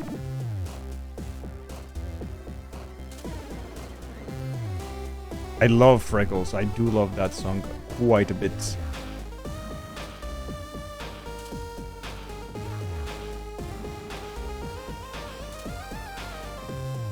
His eyebrows are not too thick or not too particular. It's just like regular eyebrows, I feel like.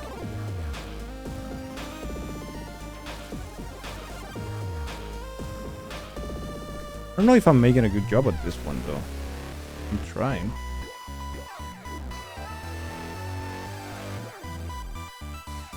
I'm trying.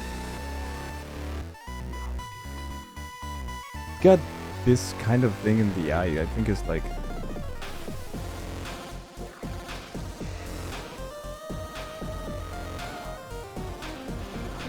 Looks good. We'll see. We got this thing here. We'll see about this one because we're still like ways off. He's got weird hair. I think he's got like a normal old man's hair. Looks like an uncle. And then it's like more straight in there, I think.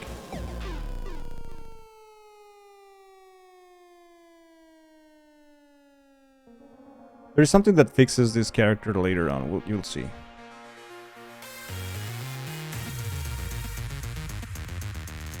You'll see when we fix that eye that looks weird. I think his hair is kind of like messy, like this.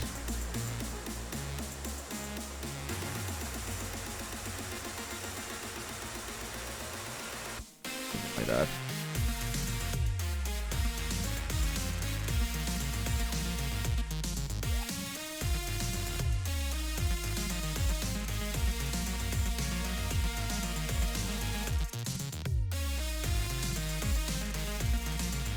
I think I didn't capture the eyes well, though.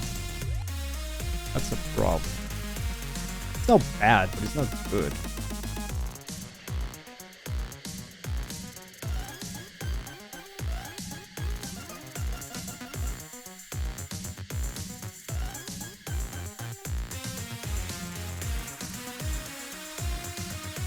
Let's see if we can fix that.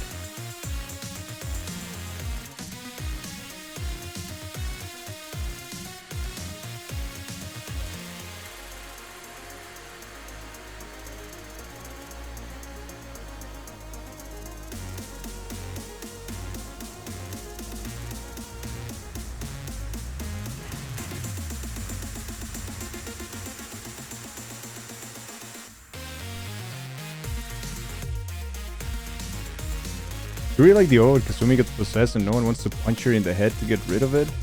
Because she's loved by everybody, hey?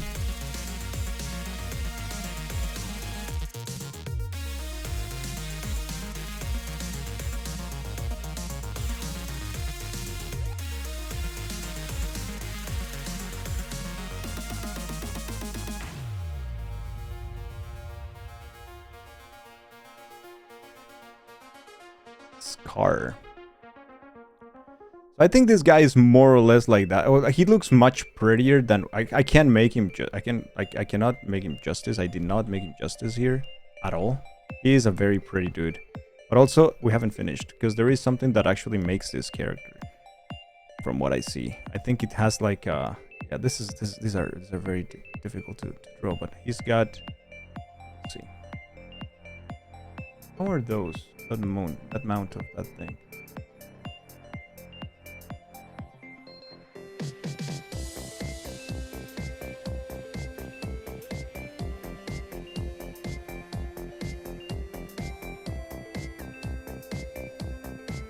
Yeah, I think those are the kind of... These are so cool.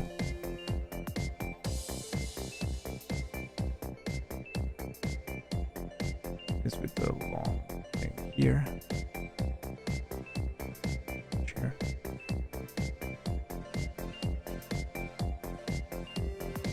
And then we can go around here.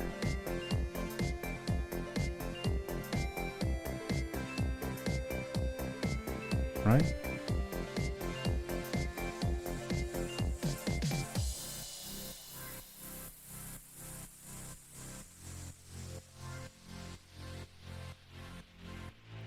It kind of looks a little bit better. It's not great. I think the nose can be better. Like more pointy and down than this. that.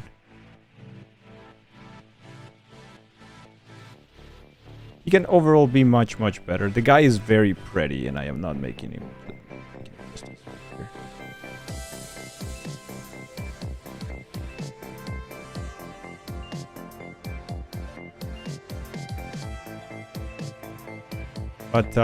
But it's something like this.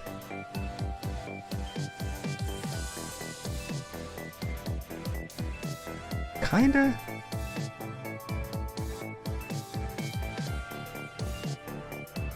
Oh, he does have a scar. Wait.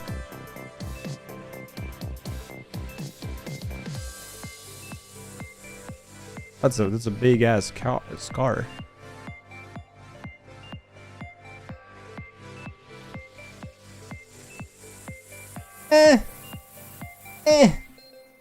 Not great, but I'm sorry. I guess I'm so sorry.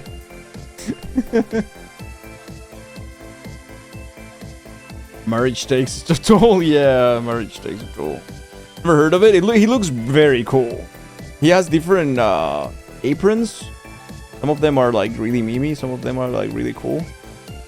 He looks cool. He looks like a cool character. I don't know. The fact that you can just fart out a drawing like this in such a short time, it's quality. Clap, clap.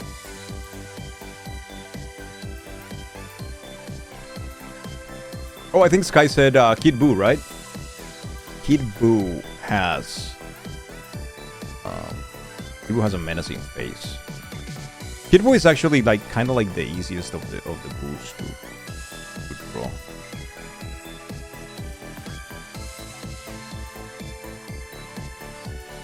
I think.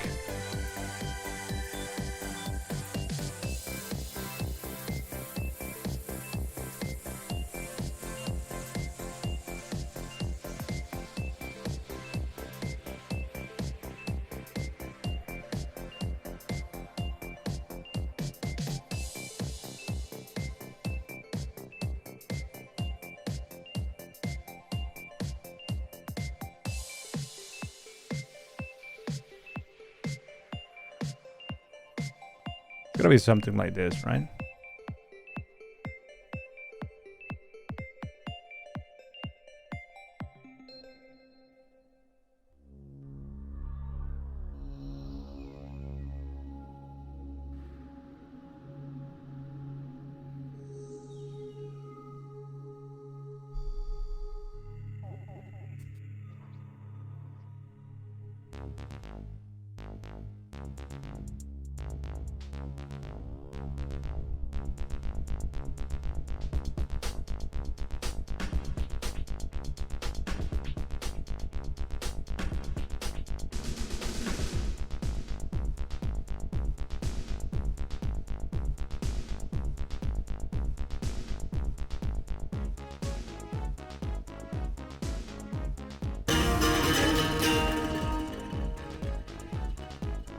Dangil waving, Dangil smiling, Dangil committing fraud, Dangil smiling, Dangil overthrowing the patriarchy, Dangil horny thrusting, Dangil smile, apple cat run.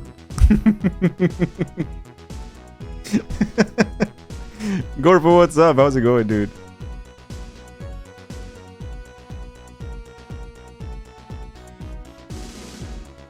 Thank you so much.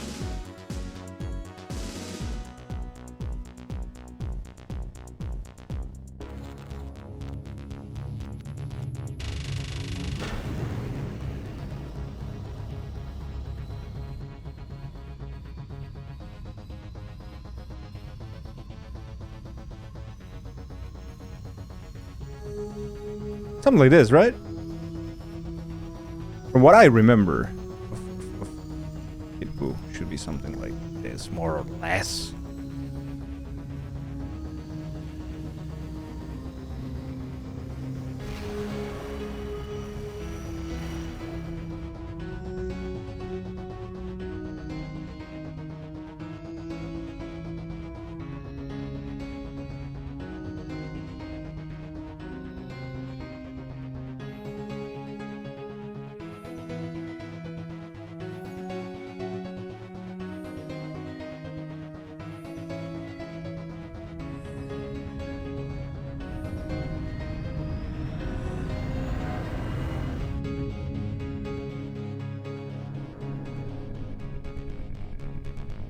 Right? More or less. Okay. How is it going? Hey, Baz. You've been so fucking tired lately. You're having no sunlight all day because it's winter. Oh, Jaggy, I'm sorry. Dangil committing fraud. Dangil smiling. Dangil overthrowing the patriarchy. Dangil horny thrusting. Dangil smile. Apple cap run. Shut the fuck up. How's it going, Gorpo? We're still drawing? Yeah, we were doing suggestions. Still, the look. You want to see the suggestions today? Oh, Scrub has to go. Scrub, have a good one. I'll see you later. Thank you so much. So look, Tilda, I want to show you what we have done today. So the first suggestion was gun. I'm trying to do as much memory as possible, and if I don't know the character, I will take a reference for certain facial features, and then I go with it. So the first one was gun. The second one was Onizuka. The third one was Tanjiro. I'm happy to be here, Scrap. Happy to do this thing. It's silly. It's nothing. It's. I wish I was able to do something very, very cool for you guys, but this is as much as I can. So, then we made this character was from Devil Cry Baby, I think. I want to move it like down here. Well, anyways, that's kind of from Devil Cry Baby. Ryo. Then we made Goku.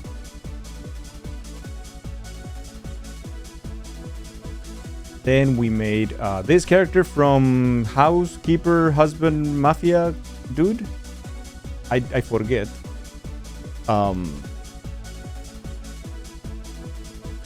Then Kid Buu from Dragon Ball Z.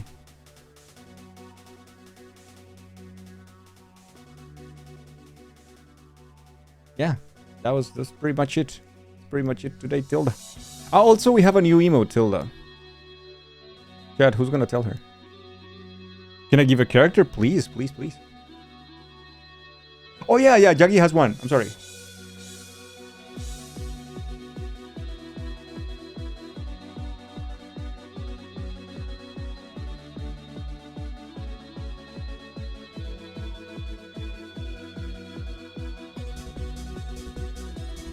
You were not told of the new emote. I am sorry. You were not informed. Alright, so let's try some Scar. Full Metal Alchemist is something I can't do properly. The style is just way too good for me, I think. But Scar... Let me see if I can get the eyes right. I know that he's got a little bit of an uplift here because he looks fucking badass. And I know Full Metal Alchemist has this thing of completing the eye, closing the eye entirely in one motion, which is not very common in anime, believe it or not. You usually have two parts, the upper part and the lower part. In Fullmetal Alchemist, they put it together into one single motion, which is very rare, but very, very cool. And I know this because at some point in my life I have tried this. Just not good at it.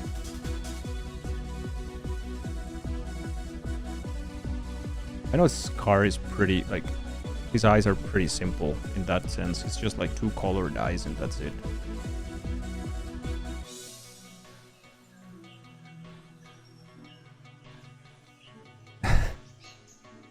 Tilda doesn't recognize it? Oh, you don't see it on phone, I see.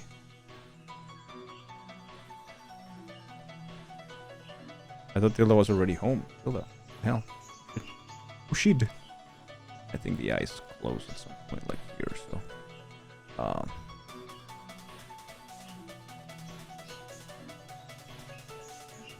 The Ridge is super big in Fullmetal Alchemist, generally speaking, but particularly on Scar, because they also want to represent a different ethnicity, right? Which I think it's fantastic. It's such a great way of doing it. I like changing also the character.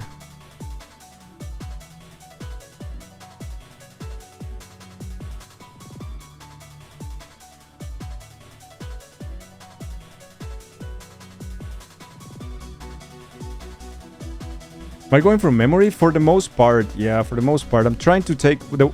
Kid Buu and everything, and Dragon Ball related, yeah, I mostly go memory. Other series, if I haven't watched it, then I have to take like a little bit of a reference. But if I know the series, I'll try to do memory as much as I can.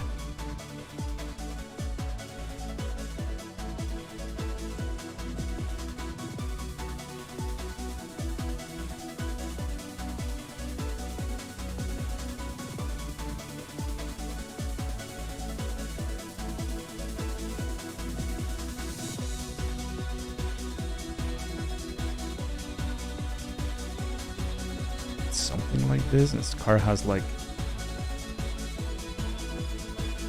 it's something like this, chat. I might not be able to do something very super good, but we'll try.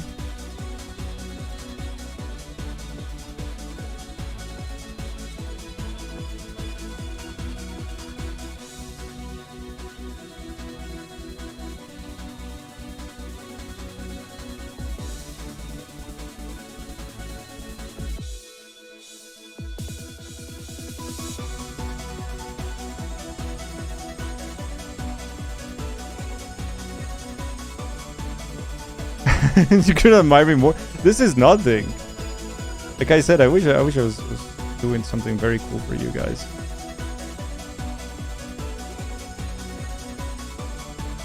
Can I make his mouth a little bit more expressive though? I think this eye is too big. We're gonna make it a little bit smaller. Make it.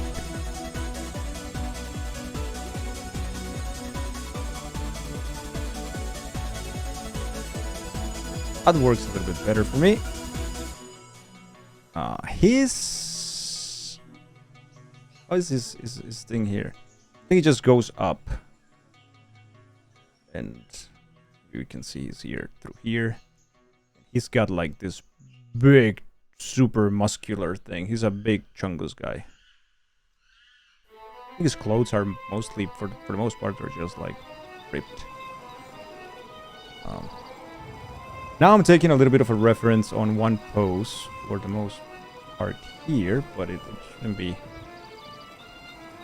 too bad. It's a little bit of a reference on the pose.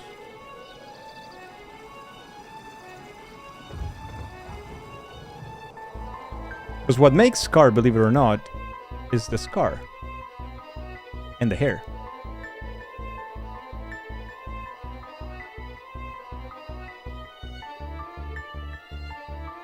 You'll see. You'll see. He'll transform eventually into Scar.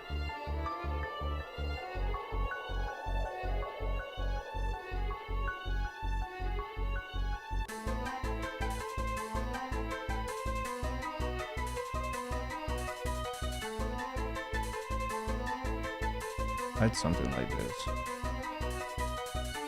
Okay, this is the pose that I was working on. But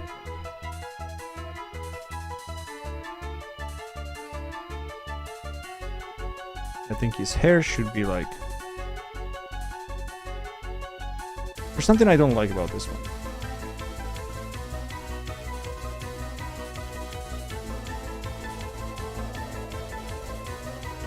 And he's got like a big X here, right?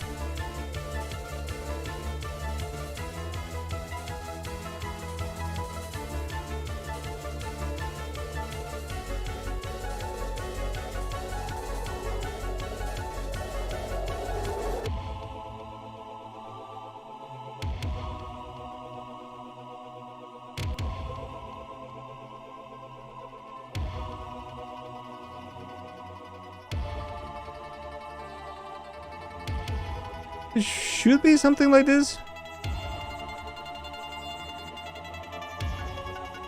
Maybe we can take the mouth a little bit lower than this.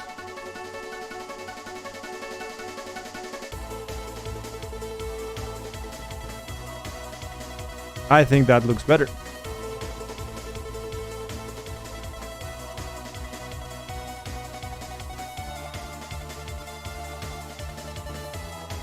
There you go.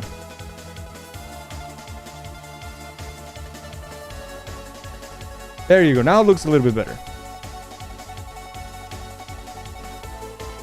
Right?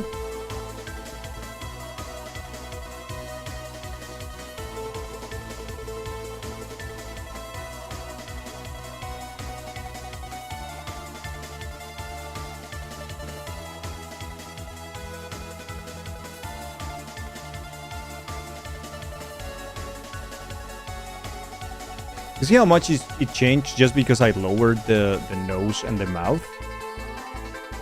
Just because I did that, he changed so much. That fixed the whole drawing. Cool. Cool. You put too much rice in your rice cooker and now it's overflowing. Oh no, overflowing rice, overflowing with emotion.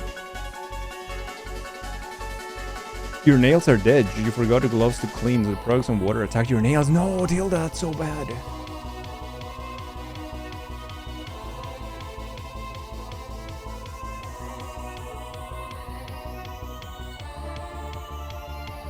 Alucard from Helsing.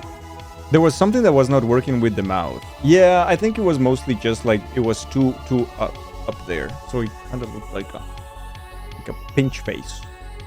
Just not what you want. Alucard from Helsing. Let me see. Alucard Helsing. So I can take some reference from for Tilda. Okay.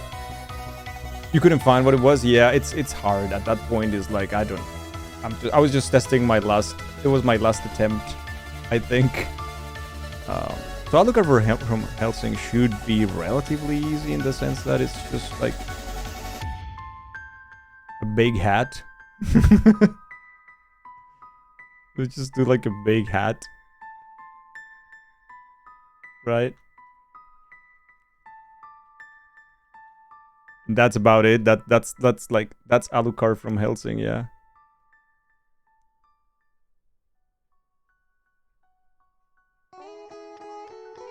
And I think it's something like this. That you can have maybe both of the eyes? How is it? Okay, it's kind of like that. So we can make the measure of the face more or less here and here. And if that is the measure of the face, then it's going to be super giga dark here. And it's going to have like his face here. He's very pointy. Helsing is very pointy type of drawing.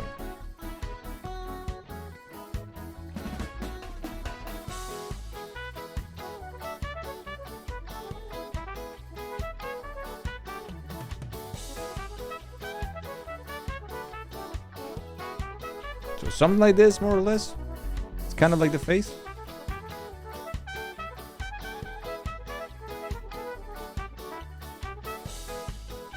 How is that? Does he have like long hair on the sides? Let me see.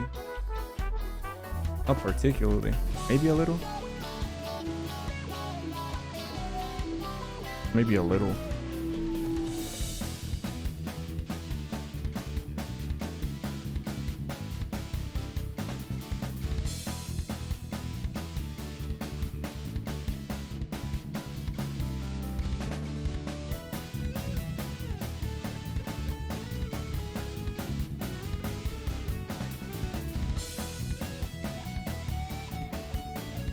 How's his nose? It's pretty big too.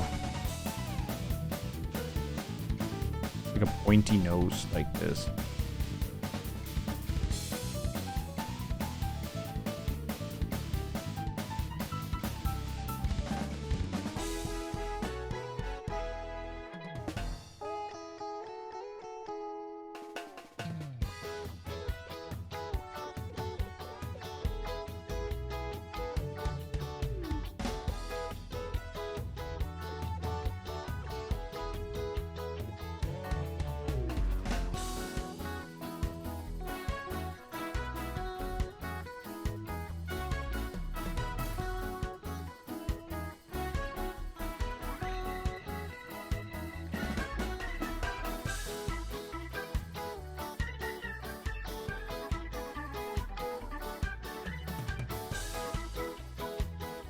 Will something like this work, Tilda?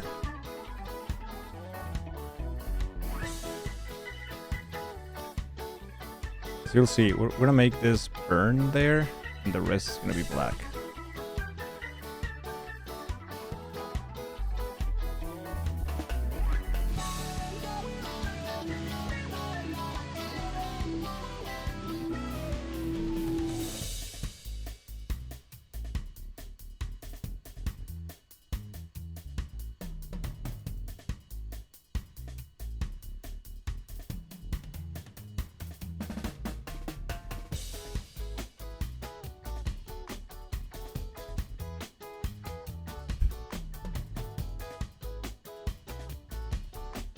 Were the glasses that big? I don't know, Tilda. I'm just catching things.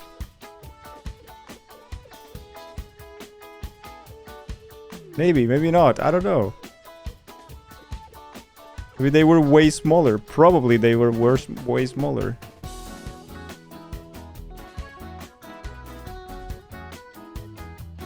So he had like a cape thingy. And I did it too low because I was gonna do the hat, but now I just like, didn't do it. I guess. But he's supposed to be wearing a hat, chat.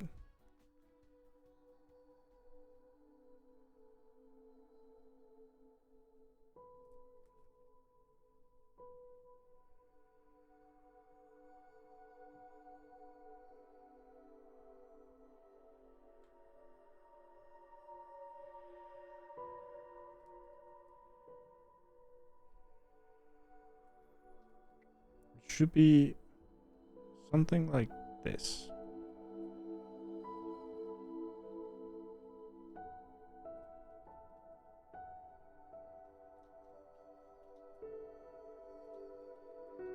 Yeah, okay. I'm okay. It's okay. Swimmer, hydrate. It's fine. It's fine. I think it passes. It doesn't get a super high grade, but you know, it's something. Wait, it's also like more maniacal here.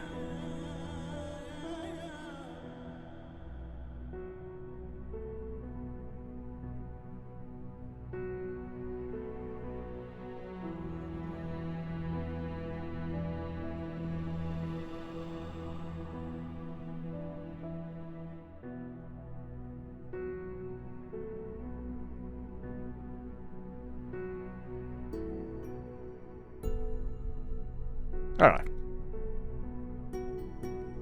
He has long hair, but you normally cannot see it from the back, I don't think.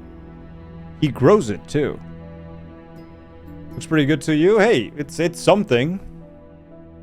It's something. How's it going, step one? Bato from Ghost in the Shell. Oof. Next thing you know, Tilda's gonna give us his beta. Nail size.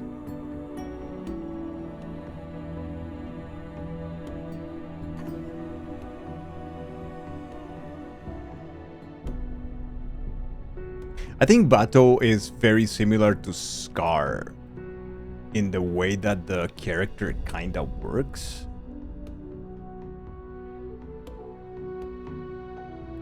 Type, you said Jet Black? Right, I think we can do Jet Black. I mean, it's just a programmer, right?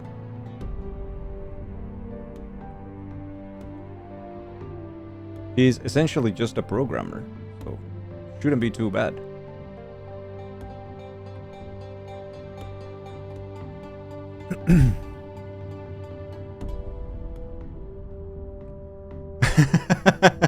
What I'm saying is that he's bulge.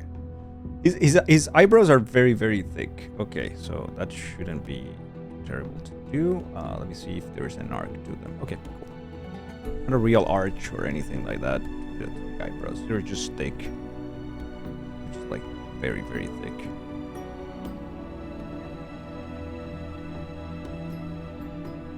Chad, I'm sorry if I don't manage to do it well, or if you feel like it sucks or something. I apologize. I'm trying just to keep you guys entertained for a little while. That's all. I'm not claiming anything. Claiming I'm good at anything. How are his eyes? They're not droopy. They're pretty good though. Damn. This man is pretty.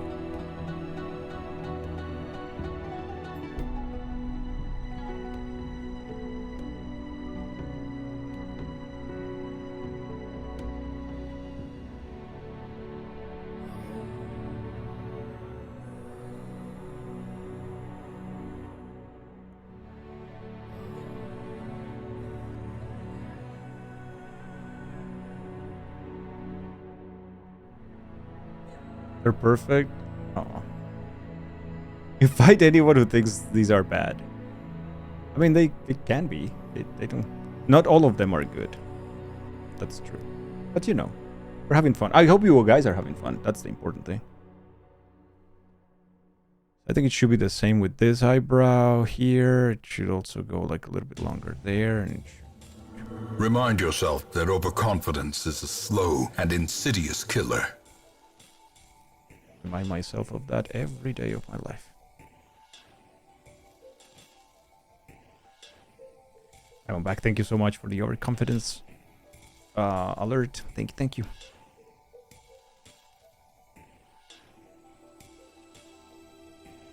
It should also be a little bit darker. It's funny how I'm putting much more detail on this one, but I just think that Jet Black is one of those characters that I loved so much when I watched the series. Cowboy Bebop is one of those series that I wish I could watch again for the first time. Just fucking good. So fucking good. Anna and Dang are about to square up. Yeah, it's gonna be me, Anna.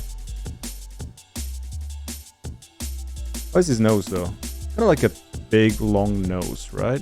Something like at around here. And then it just goes straight down?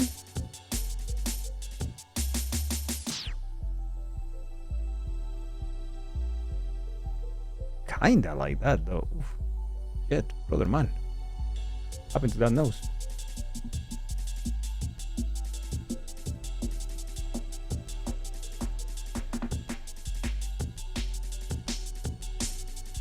Kind of reminds me of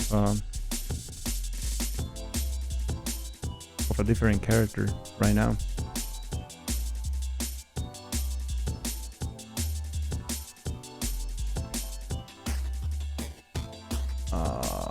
Where does this go here?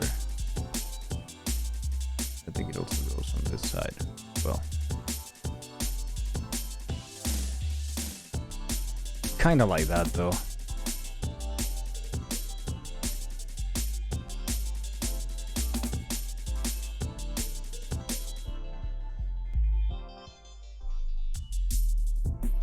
Right.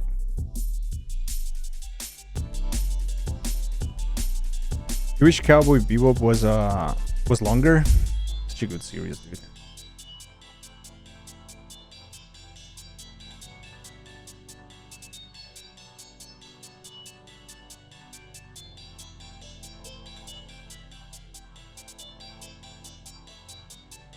I know for sure Jet is always smoking, right? Now his face is gonna be so tough to make because he's got the beard. So I'm gonna make first what it will be without a beard first, I guess. Be something like this, I think. Then from there we can make the beard. A very long face. Now the beard is here to fix everything. What is the beard? So it comes from the eyes, I think.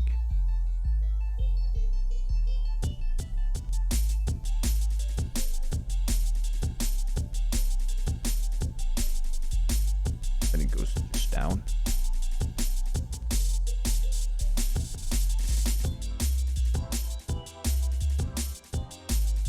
Then it just goes up. That's interesting. Interesting beard. Very strange beard, yeah. That's why you picked him? I'm glad you picked him. I like the character a lot. Then it comes down too. Then it should end there as well. This one should end here. Lower.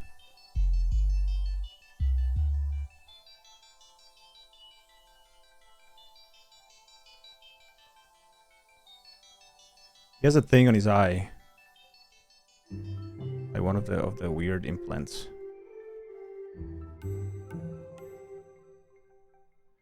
He's got like screws to it.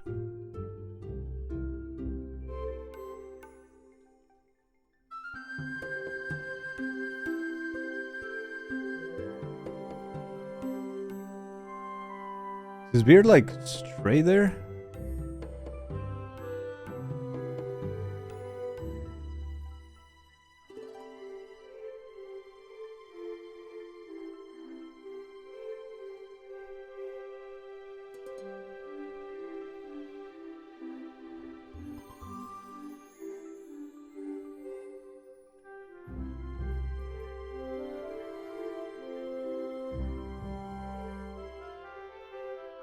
I think something like this, right, chat?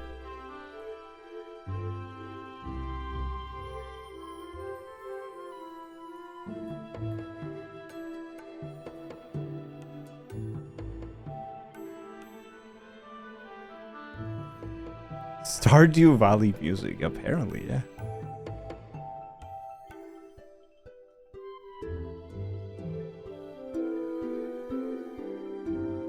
Let me see, how do we do the rest of the hair? That's interesting. Apparently we just come here. And here he's just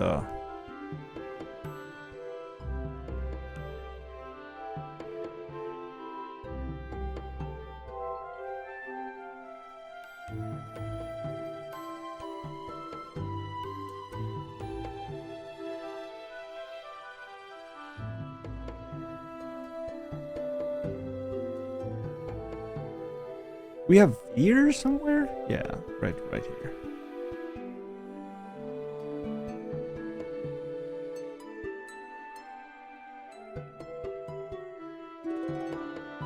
And here be the hair. Here.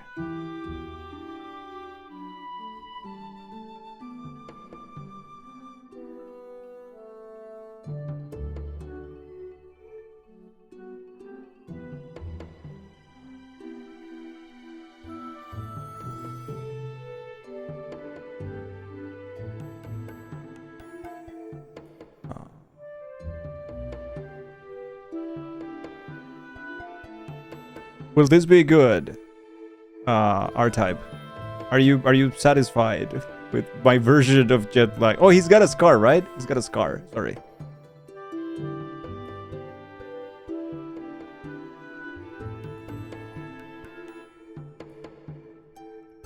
And does it go his entire eye?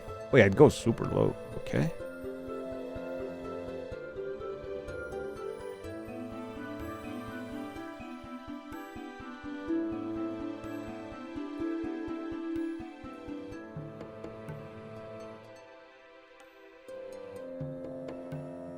Nailed it. Nailed it.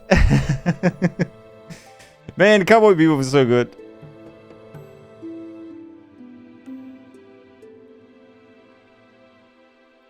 Bell peppers and beef. Nice.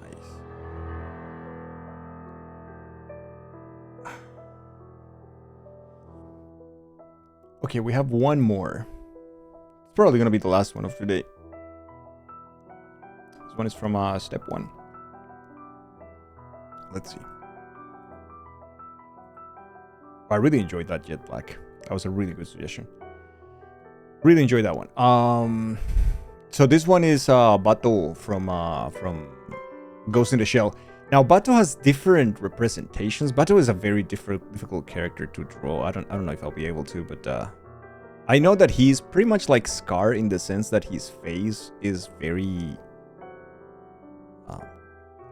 his ridge is very wide, I think. It's one of the things. But Bato is a very cool character because it has like some very strange facial features, I think. Like for instance, he has no real eyes. He's got like weird glasses. Like lenses. Kind of thing.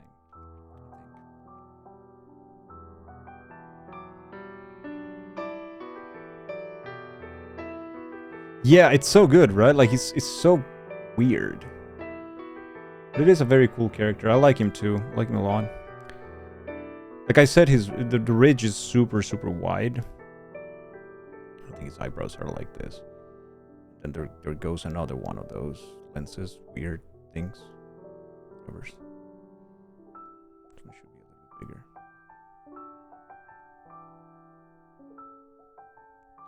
I don't know if they shine or not. Probably not, because they look like he looks like he has no eyes, right?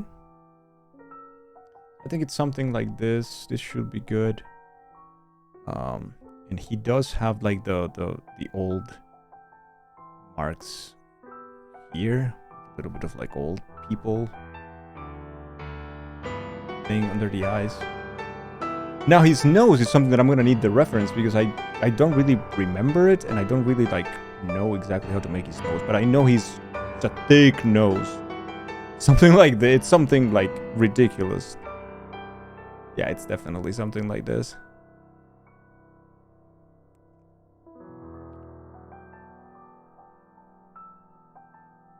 Yep.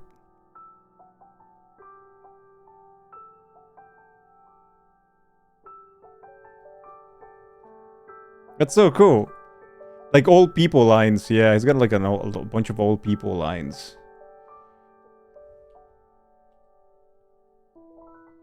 I think.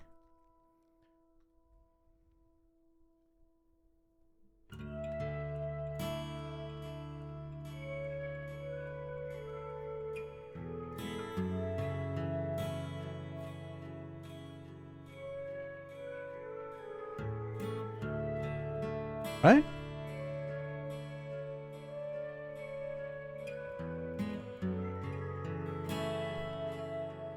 He got a square jaw. For the most part, I think. I'm using a lot the reference here because I really don't remember the character from memory like at all. I'm using the reference quite a bit. If you guys don't mind that.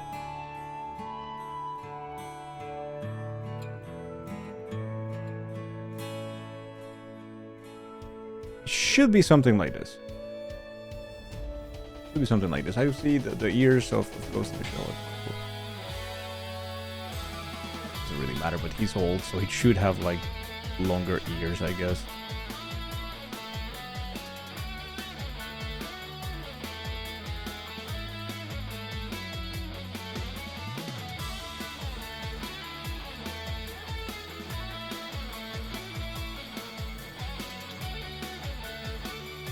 Does he have a jacket? He's got like a long jacket.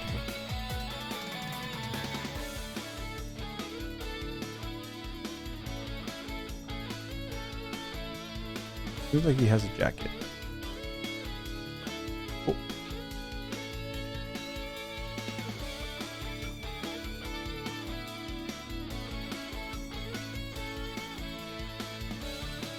And then it's the old people lines. The movie was bad.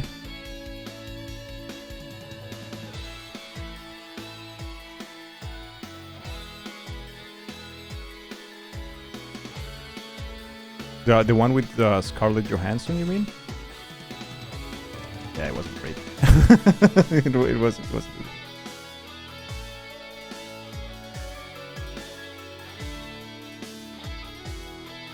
I think it's just old people lines here.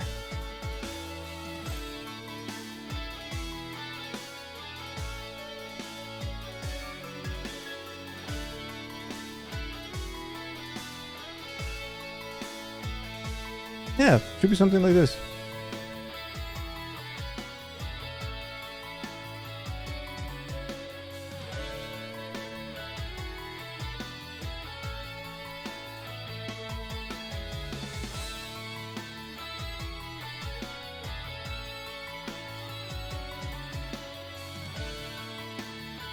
Do you pay attention to people's earlobes when attached or detached? I do. I do.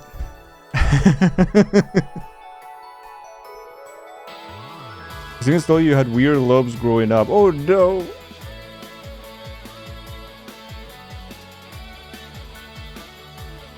Does it? Yeah, this one passes. I mean, it's not perfect by any means, but I think it's okay. I think it's okay. I think we did okay, chat. I think we did okay. We did okay.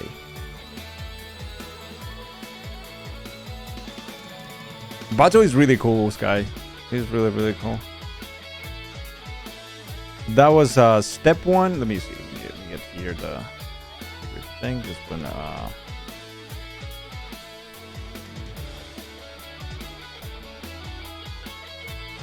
Step one. This one is R-type. This one is till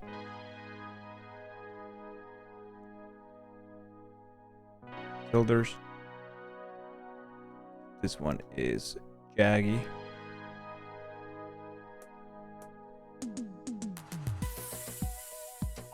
This one is Sky. This one is Cumber.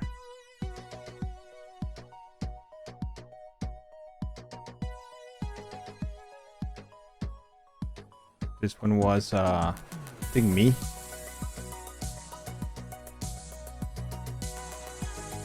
This one was, Brody. This one was Free.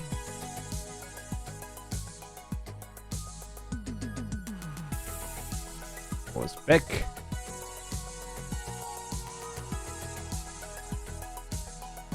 And finally, the first one, that was Chrono, right? Legend of Chrono?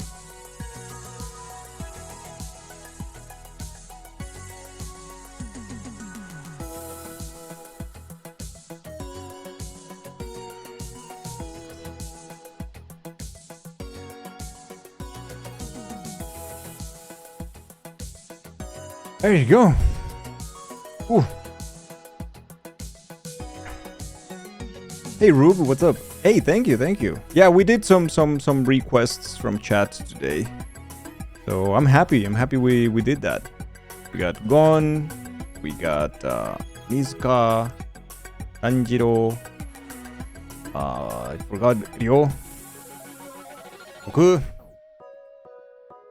this guy,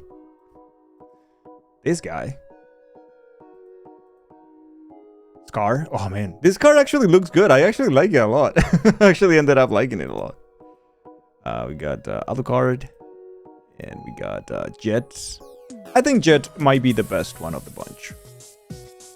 And Bato. Bato is also really good. I don't know. You love them all. Wish you could draw half as good. Whole practice, I think. Let me save this file as funny memes with chat.